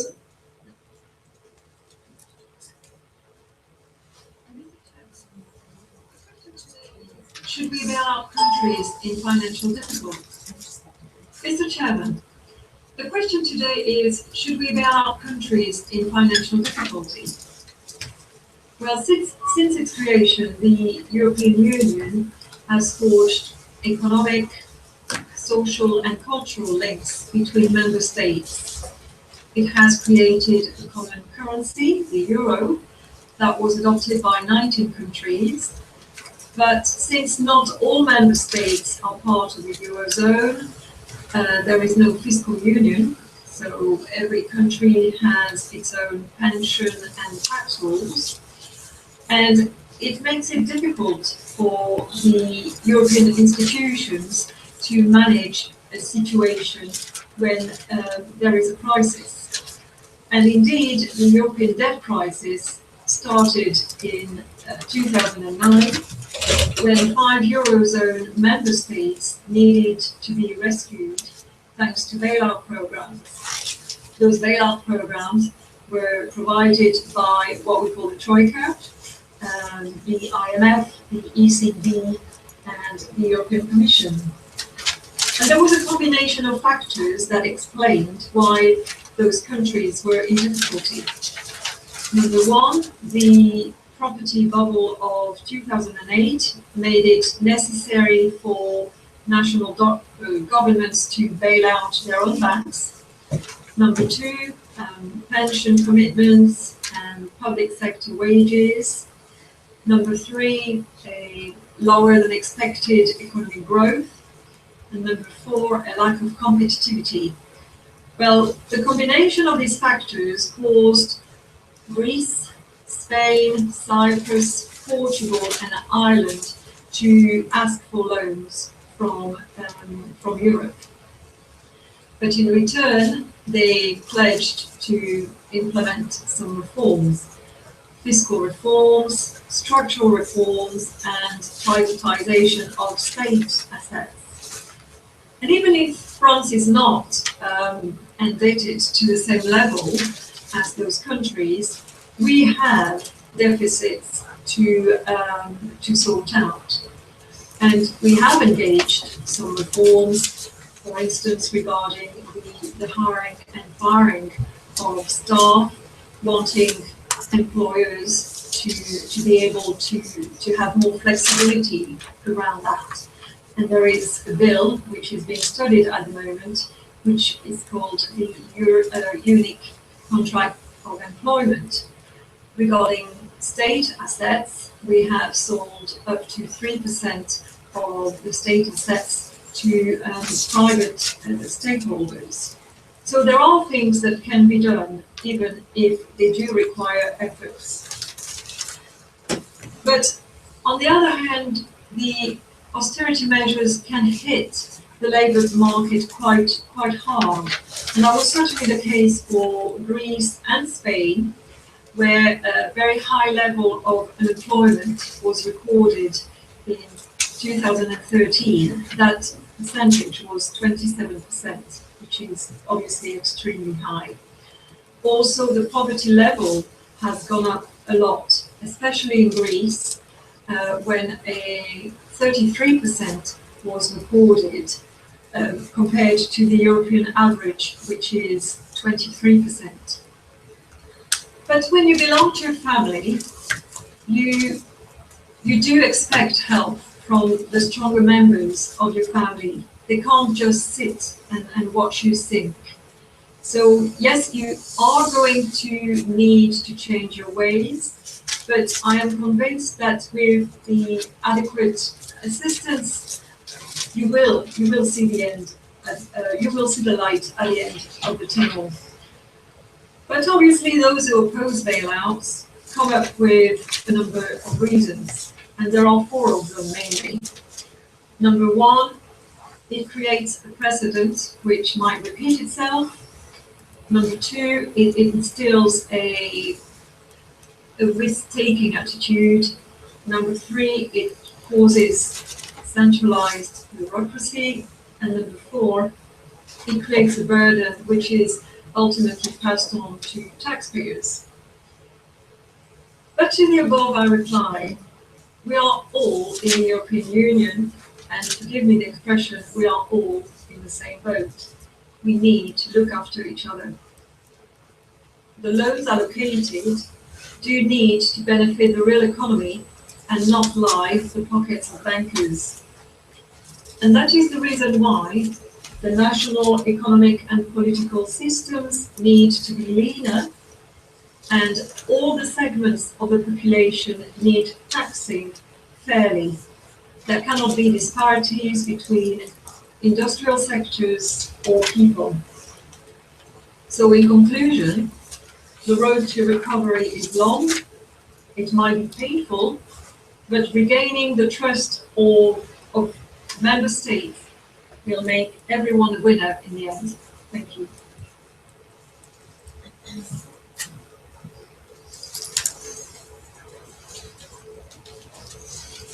François has given us a few wise words. So I suggest that we enjoy our break for 15 minutes. Interpreting students are going to deliver their speech in consecutive interpreting mode with their tutors now. And to our virtual audience, we will be back in about 15 minutes. Thank you.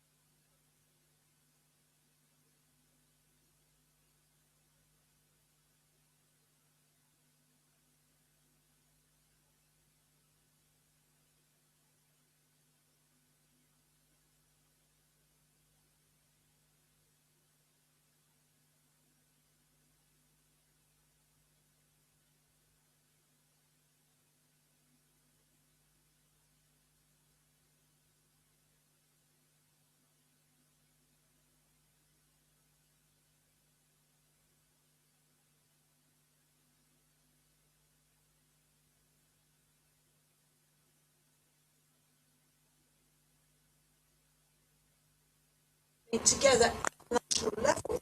And I think that we've talked quite a lot about the Greek people making huge sacrifices. This morning we were mentioning some unfortunate cancer patients who have no access to health care. This is tragic, but by no means do I see this as solidarity.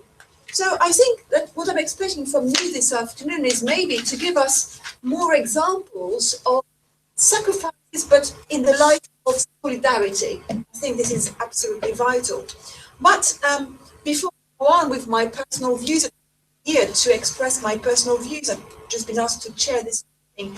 I'm going to ask Mark, who's sitting next to me, representing the Netherlands, to tell me what he thinks. So Mark, I'm sure you've had plenty of time to reflect in the light of your experience in the Netherlands. What do you think? What are your views?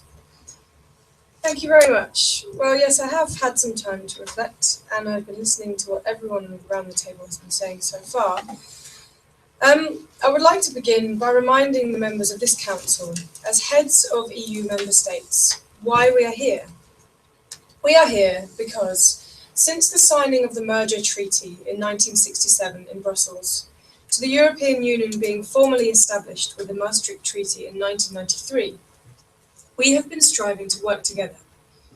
We share a common policy, we share a single currency, and values of cooperation and support. The guiding principle of the European Union and point of its existence is that we all benefit by working together, and we're far stronger than we could ever be if we continued on our own. These values are at the heart of the European Union, and this is the reason why, as heads of state, we have come together here to come to some agreement about our future direction. Alex Tsipras and Syriza have violated these values. Greece had effective austerity measures in place, and it was on the way to fulfilling its responsibilities before this reckless new government came into power. Yes, they are saying that they are going to comply with the rules, and they were elected fair and square by the Greek people. But they were elected on the basis of promises which they could never realistically expect to keep. In these times of economic crisis, as you have stated, we are all suffering, and I'm sure we all feel like we need a break. But only Greece has had the arrogance to think that it seems to deserve special treatment. Now, some of you might say that a more substantial bailout would not, in fact, constitute special treatment. I have heard some people referring to the German bailout in 1953, when half of what was then West Germany's debt was cancelled by the US, the UK, France, Spain, Pakistan, and in fact Greece. The German debt was halved, and they were expected to pay back the remainder at a rate of 3% of export earnings. This may seem unjust in comparison with Greek repayments of around 30% of export earnings, and some people are saying that now the shoe is on the other foot, Germany has completely conveniently forgotten that it ever happened. However, despite some superficial similarities, I would like to remind you there are huge differences. In 1952, Germany's foreign-owned debt was 25% of the GDP. Today, Greece's foreign-owned debt is over 170%. Germany in 1953 had suffered from massive reparations to the tune of 132 billion marks, or around 33 billion US dollars, under the terms of the Treaty of Versailles. They were also suffering from the cost of rebuilding the country's infrastructure after the Second World War. And if we want to talk about people suffering, then surely the destruction of World War II is one of the most appalling examples in the last century, and comparisons simply cannot be drawn. Most importantly, however, Germany had not, 3 years previously, signed an agreement which stated that it would keep, and I quote, sound fiscal policies with debt limited to 60% of GDP and annual deficits no greater than 3% of GDP. This is the agreement which Greece signed and which it seems to now want to renege upon. However, there is, despite the differences, one common factor between these two cases, and it is one which I personally find very worrying. This factor is Russia. Now, going back to 1953, part of the motivation behind the German bailout was to ensure financial stability in Western Europe, because we were all worried about the threat from Soviet Russia, and a prosperous and stable Germany could help to provide some protection. The latest news to come out of the current situation is that Alexis Tsipras has threatened to veto sanctions against Russia at a meeting of European foreign ministers. Now, we can all see the destruction that the war in the Ukraine is causing, and anyone who does not believe that Russia is involved is frankly deluded. The sanctions would send a clear message to Russia that the EU is united and that Russia cannot get away with this military action in the Ukraine. However, for sanctions to be put in place, the vote must be unanimous. So the consequences of Greece vetoing this could be very serious. In my mind, this is a clear signal from the Greek government. If you won't give us what we want, we will look elsewhere. And they are moving closer to a relationship with the state that they know European leaders feel most threatened by. Russia has been forming ties with marginal political parties in various EU countries. We have on the far right the National Front in France, who have allegedly received 50 million euros worth of donations through a Russian bank. We also have UKIP in the UK, who have been given television time in Russia. And then we have Syriza on the far left. Now, the fact that Russia is indiscriminate in whether these political parties are far left or far right should show us that they are not supporting them out of solidarity with their political views. Rather, I feel it is a case of my enemy's enemy is my friend. Greece are playing on this fear amongst European leaders and playing on the fear of the links which are being forged within Europe by Russia. We must not succumb to this political blackmail. It is unacceptable and it undermines the very principles of collaboration which this union was founded on. What would happen if we all resorted to threats to get what we want? Mr. Tsipras may think that he may be under the impression that his is the only country that is suffering. But as we have heard from Pedro and Francois, many other European countries are struggling under the weight of European debt, of foreign debt. We in the Netherlands have been in a similar position, and I would like to remind Mr. Tsipras of how we dealt with it. We took responsibility. I will not go into the details of exactly how this came about now, as I'm aware of my time limit. I do not want to come under sanctions from our chairwoman. However, I'm sure some of you remember back in 2012, my government was trying to negotiate budget cuts to the tune of 16 billion euros. We could not come to an agreement, and one of our members, Gert Wilders from the Party for Freedom, withdrew his support. Now, we made a difficult decision at that point. We decided to offer our government's resignation, and we decided that in order to be able to hold up and hold to the agreements we had made within the Eurozone, we had to try to form a new party which could agree with the budget cuts which were necessary. We are still running to this program. We have public sector spending cuts in place, and also measures to stimulate the economy. So we have made changes, and we are working towards reducing our budget deficit to below the agreed 3% threshold. However, we are here to discuss Greece, and I know I have spent a long time talking about Germany, Russia, and the Netherlands, but this is with good reason. We are all in this together. We made a decision to bring our countries into the European Union with common political and monetary policies, and member states simply do not get to pick and choose which of these regulations they want to comply with. If Mr. Tsipras wants his country to continue as part of the European Union, he must accept as most of the rest of us have, the terms of the fiscal compact. If he wants to enjoy the benefits of being part of this coalition, he must comply with the financial measures which we all agreed upon in 2012. If he wants to continue ducking his responsibilities and threatening us with his Russian ties, then he cannot continue to be part of this organisation.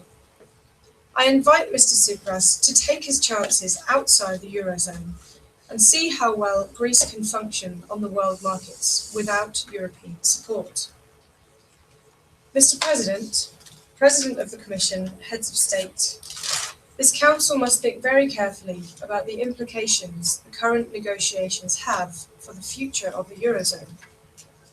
There are other countries which may well follow suit if Greece is seen to get away with shirking its responsibilities.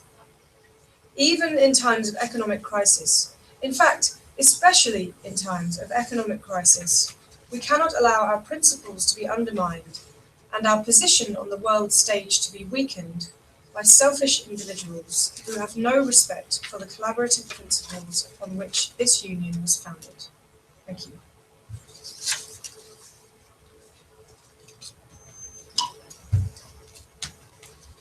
Mark, thank you for your views. I picked up two key words, one from François earlier on, and he was talking about trust. Trust being the key words, trust that would unite us, because we know that obviously we are in a difficult situation, but we know that even though the road to recovery is going to be painful, if we trust each other, then, we will make it. Well, we have got a sharp transfer from trust to threat with Russia. So I think that we've listened to a number of colleagues here today who've talked to us about selfishness and about taking responsibility and being accountable. But at the same time, you're the first one today here to highlight the possible ties between Greece and Russia. It is true that you've reminded us that Russia is actually playing a very interesting card here, offering 50 million euros to the National Front, offering TV time to UKIP and supporting the far left party. As you say, my enemy's enemy is my friend. So this is a policy that could maybe work for Russia. So are we going to go for the trust and pull Greece towards us and show Greece that we trust Greece? Or are we going to really also embrace the threat that Greece is also highlighting? And could we actually feel that this bailout is much more important than we had anticipated? That if Greece leaves the Eurozone, then that could be a wonderful opportunity for Russia. So thank you for highlighting this particular point. Matteo, I'm just wondering, where is Matteo? He's here on my left. I'm just wondering what Italy's point of view is in all this debate. What do you think, trust or threat? Thank you for giving me the floor, Madam Chair, and I would like to reassure my colleagues here that Italy has a bit more of a positive view on the issue, and hopefully I should be able to convey this through my speech. Thank you. Dear colleagues, thank you for being here today to this debate on a very burning issue. There is a huge amount at stake, and it's not surprising that political tensions are high. However, I think it is very important to go into this debate with a cool head and objective arguments, and to remind ourselves that we are here today to find a solution all together to keep our Europe united with the same spirit of the founding father of the European Union. And being Italian, I cannot help to recall Giuseppe Mazzini, one of our national heroes, who founded the association Young Europe back in 1834 with the vision of a united continent almost 200 years ago. Today, one of the European member states, Greece, is calling for help. Greece and Italy share being superpowers of the culture of the past, and we want to work for a Europe that it's its real self, and both countries share a common interest in achieving a sustainable growth through structural reforms. Our countries share a common interest, and we are convinced of the importance for Greece to follow a path of strong and sustainable growth through a clear program of reforms. I passed my first year as a Prime Minister being accused of being a dangerous man of the left in the European Union, and in Italy being considered a dangerous man on the right. And for me, the arrival of Alexis is a blessing. We have the same age, but we come from different experiences and we belong to different political families. But we have in common the idea of restoring to politics the possibility of changing things. Change is necessary in Europe, and we need to bring social cohesion and growth in the place of policies of fears and uncertainty. I strongly believe that the conditions exist for Greece and European institutions to find common ground. However, all countries need to do their own reforms, and inevitably there are going to be some different opinion on some themes. Mr. Tsipras has already put forward its plans of reforms, and I would like to remind you all some of these and what do they include.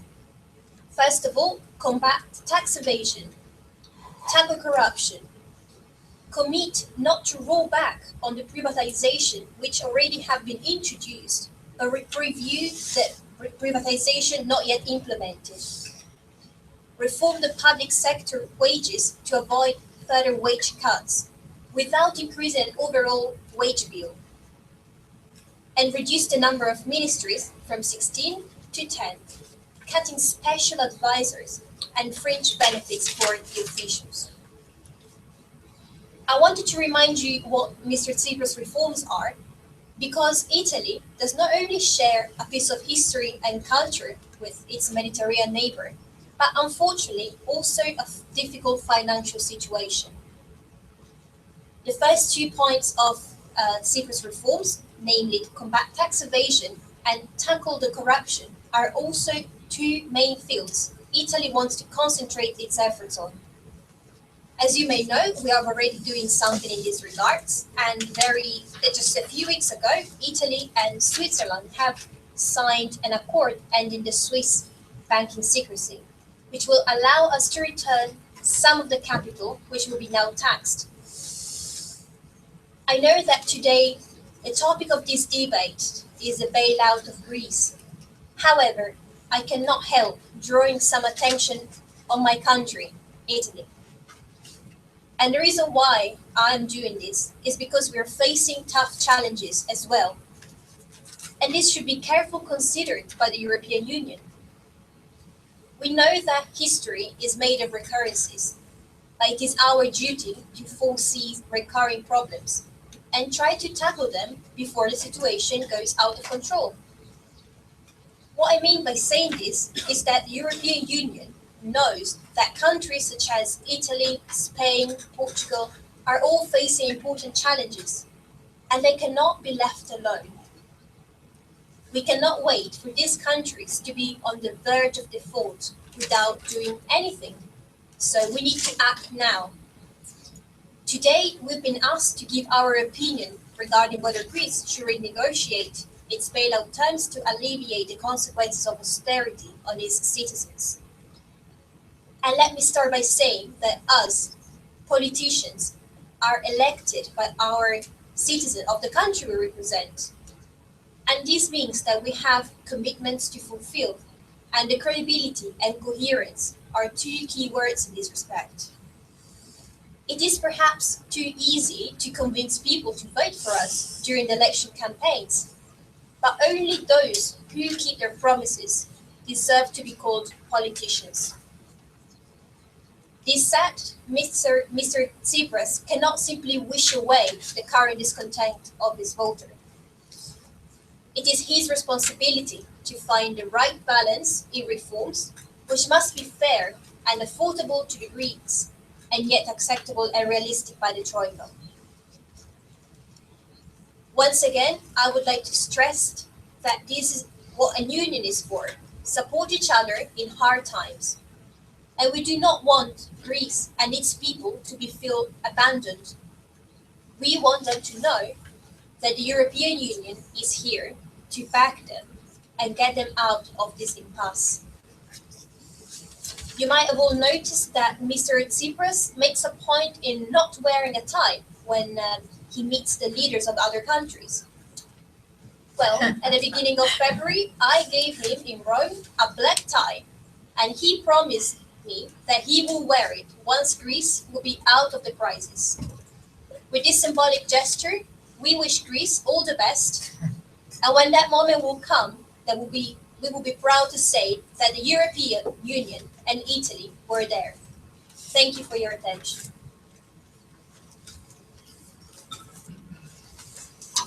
Thank you, Matteo, for your energetic speech. So I can see that Alexei and you have got some points in common, the age obviously being one of them, but also you agree on quite a lot. And you described Alexei as a blessing for the European Union. So, well, let's hope that Greece also remembers that it is not the first time they ask for help. This is an extension of the bailout that we have already given to Greece. Yes, they are starting to put in place some reforms. They are starting to put in place some measures in favor of collecting taxes and preventing tax evasion. They're looking at wages, especially in the public sector. But are they capable to sustain this effort over a long period of time? Will it be enough to put Greece back into growth? I am not so sure. You talked about credibility and coherence. Well, I'm looking forward to these two words being fully visible in the Greek policy. But I think it's now time for Mariano to express his views. Mariano, tell me, Spain, how do they feel about the new bailout of Greece? Thank you, Madam Chair. Well, Greece has some strong opinions, which I hope I'm going to express and pass on to you in my speech. Madam Chair, dear colleagues, it is always a great honor to represent Spain and the Spanish people at the European Council. The Council indeed reminds me of all the great, priceless job that has been accomplished in the last few years, and I am deeply and sincerely grateful for that. Spanish media and Spanish people have been speaking quite extensively about the future of Europe. There is quite a lot of uncertainty at the moment, and it seems all eyes are looking at Greece. I must say that all these doubts and questions are legitimate. Indeed, the whole Eurozone depends on Greece, not only on its capacity to honor its promises, but also on its willingness to support and be part of this new Europe which is taking shape. I wish to express all my sympathy and admiration to the newly elected Greek government. Greece and Spain share a crucial historical, cultural, and geographic background. We have proud common traditions that define us as members of the same family, as people with the same values. Mr. Tsipras,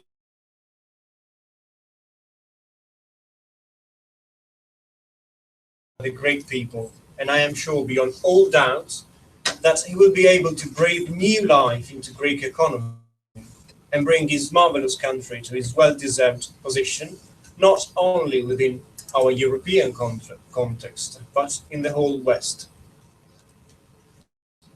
I must say, however, that the series of actions and decisions made by Mr. Tsipras' government to be elected deeply surprised me.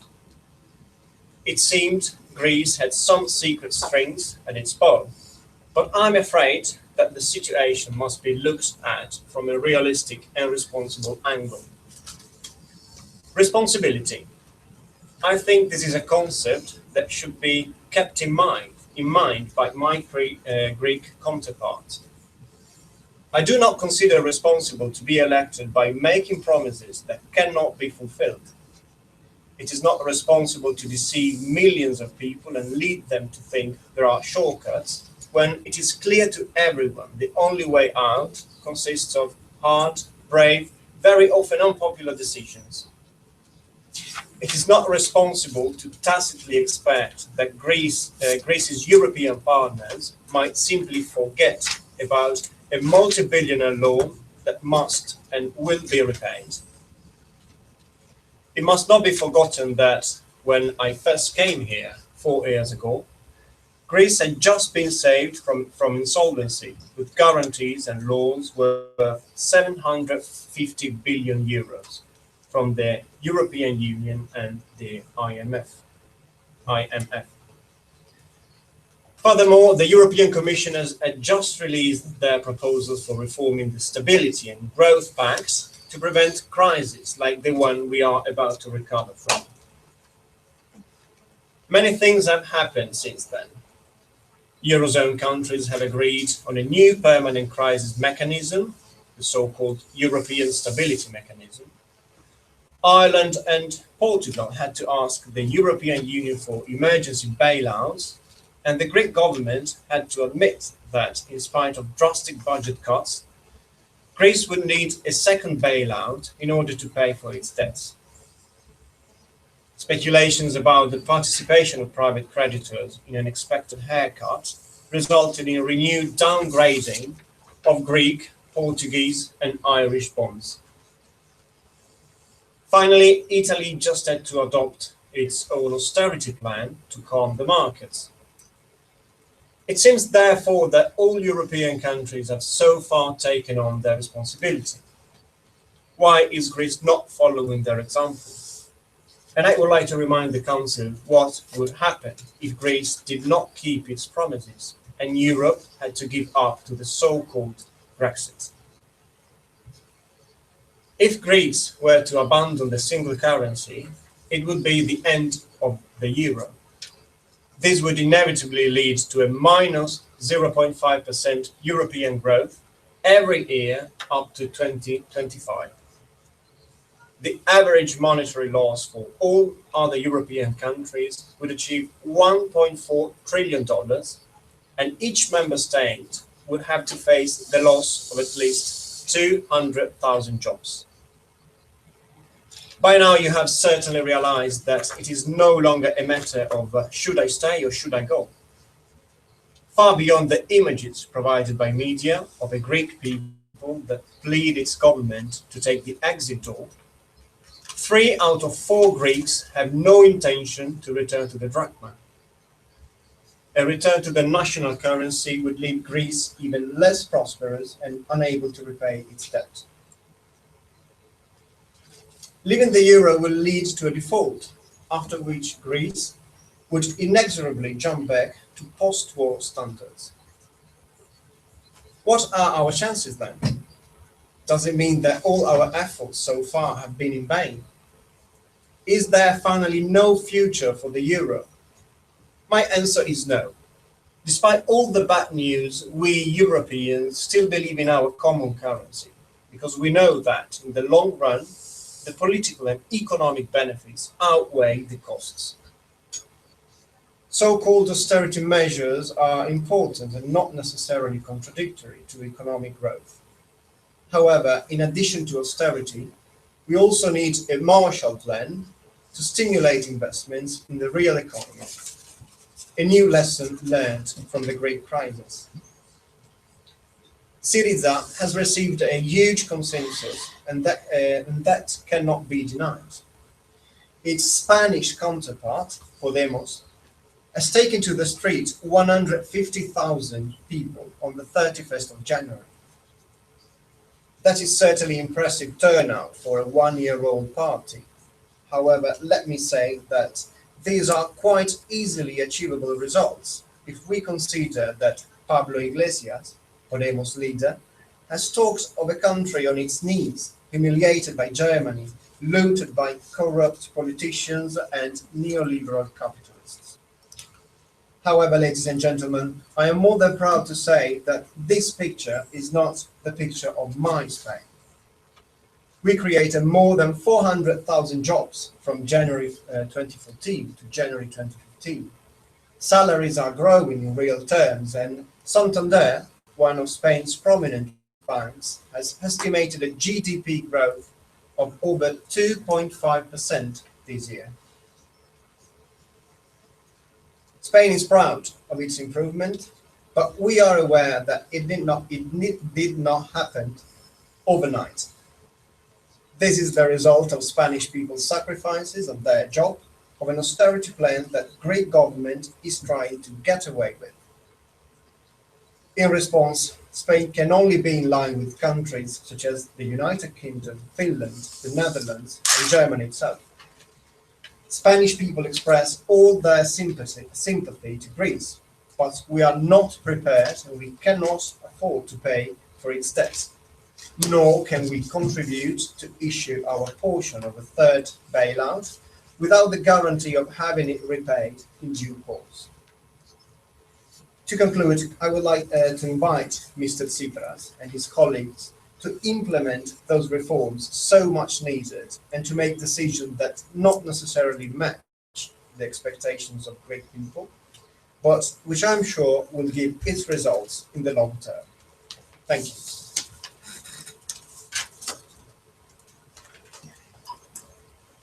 Thank you very much, Mariano.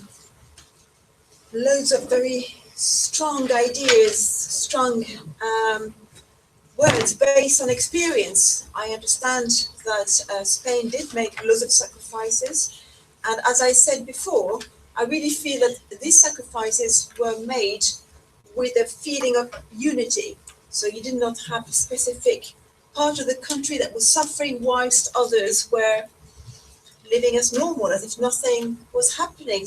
There was an austerity plan in place, and it seemed to have worked as you have described. There is employment growth, salaries are growing as well, and we could say that there are lessons to be learned from Spain.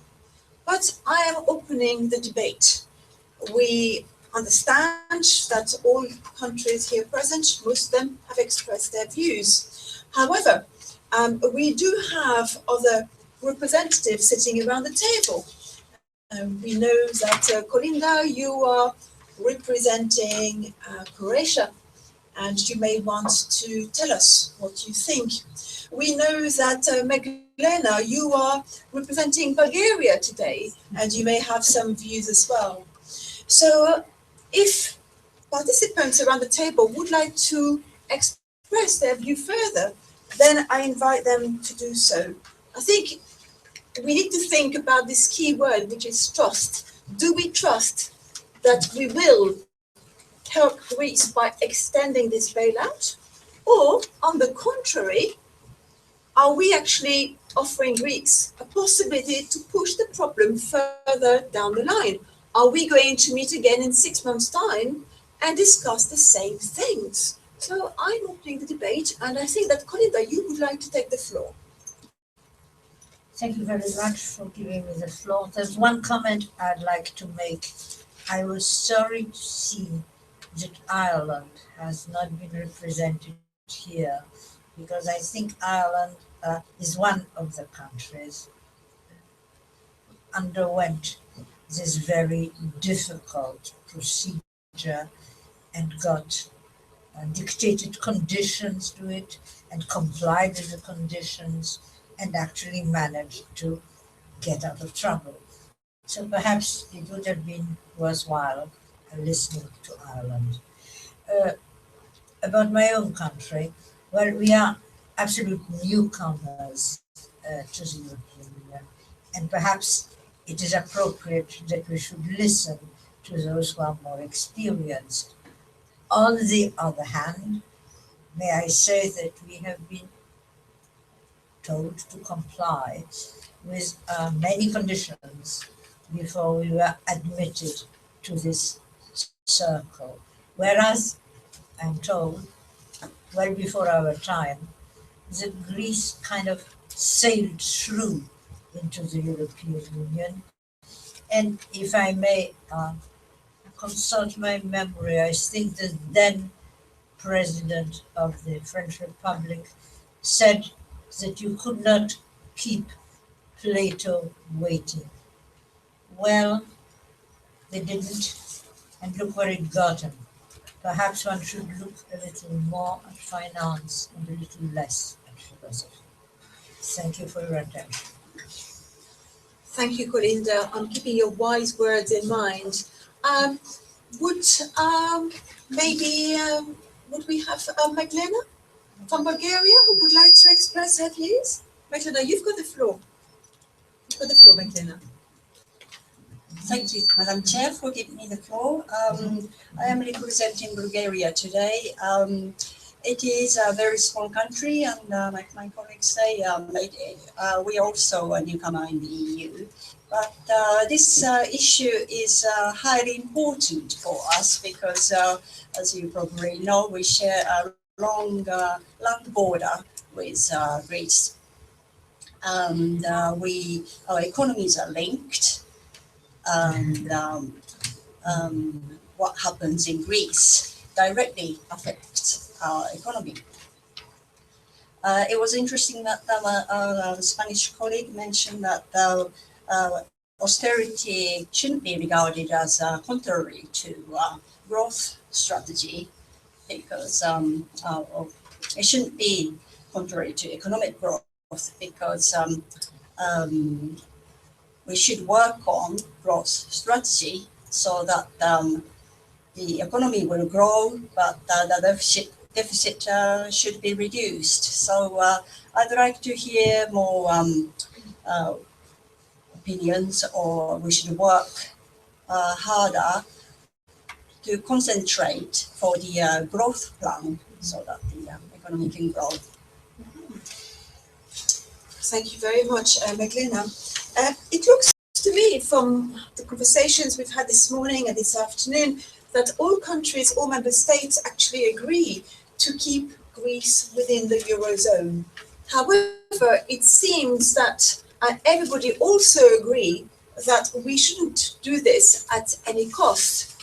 I know that my colleague on the right, representing the Netherlands, Mark, you said that we shouldn't actually succumb to the blackmail and the Russian temptation. But I also understand that Italy and Spain, you gave us concrete examples of how you can come out of austerity. Then new countries such as Croatia and Bulgaria also reminded us about the efforts they really had to make to fulfill the criteria before they joined the European Union. So as such, it looks as if we are all looking for reassurance from Greece that reforms are going to be implemented. Well, Alexis has told us, has reassured us that there are some existing reforms in place regarding tax evasions, wages in the public sector, lightening the weight of advisors within the government. But is this enough? Can Greece come out of its situation when it is so much in debt? Can any austerity plan really work? We said that there could be a danger that Greece would come back to this post-war situation, Second World War situation.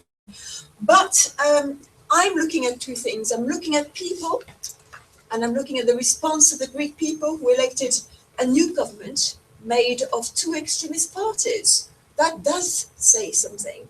And on the other hand, I'm looking at all of us here. We are politicians representing our countries. We've been elected by people. But I'm just wondering if in a year's time, in 2 years' time, the same parties will be represented around this table. So yes, we want unity. Yes, we want solidarity. Yes, we do want Greece to stay within the Eurozone. But is this bailout extension going to be the solution that we need? So I think we're going to leave our session on this particular thoughts today, and I would encourage all parties to be positive towards Greece and to share their experience and their expertise with Greece rather than continuously reminding Greece that they are accountable for their situation. I think they have understood that they are willing to move forward, and as Matteo said, we're looking forward to Alexei wearing the black tie again and making sure that, this is the sign we're all waiting for, showing us that Greece will be out of trouble. So, colleagues, let's be positive. Let's share our expertise and our experience with Greece. I think that we've all agreed that an extension to the bailout is a necessity, but not at any cost. We shall reconvene and speak through our various ministers, but I'm sure that we will be in touch very shortly, certainly before next summit. Thank you for your attention. I would like to conclude our session. I would like to thank the interpreters in the booth. I would like to thank the tutors around the table who contributed, but mainly I would like to thank the students who organized this event. It was very well organized. It's a lot of work and a lot of skills, and you have demonstrated that you can indeed organize such a wonderful event. I would also like to thank Eva, who's behind the camera. Today we did not have any technical support apart from Eva and myself, but we did manage, and we're very proud of ourselves. So on this very positive note, we would like to say goodbye to our virtual community, and we are looking forward to seeing you soon. We hope that you enjoy this interpreting practice with us. Thank you.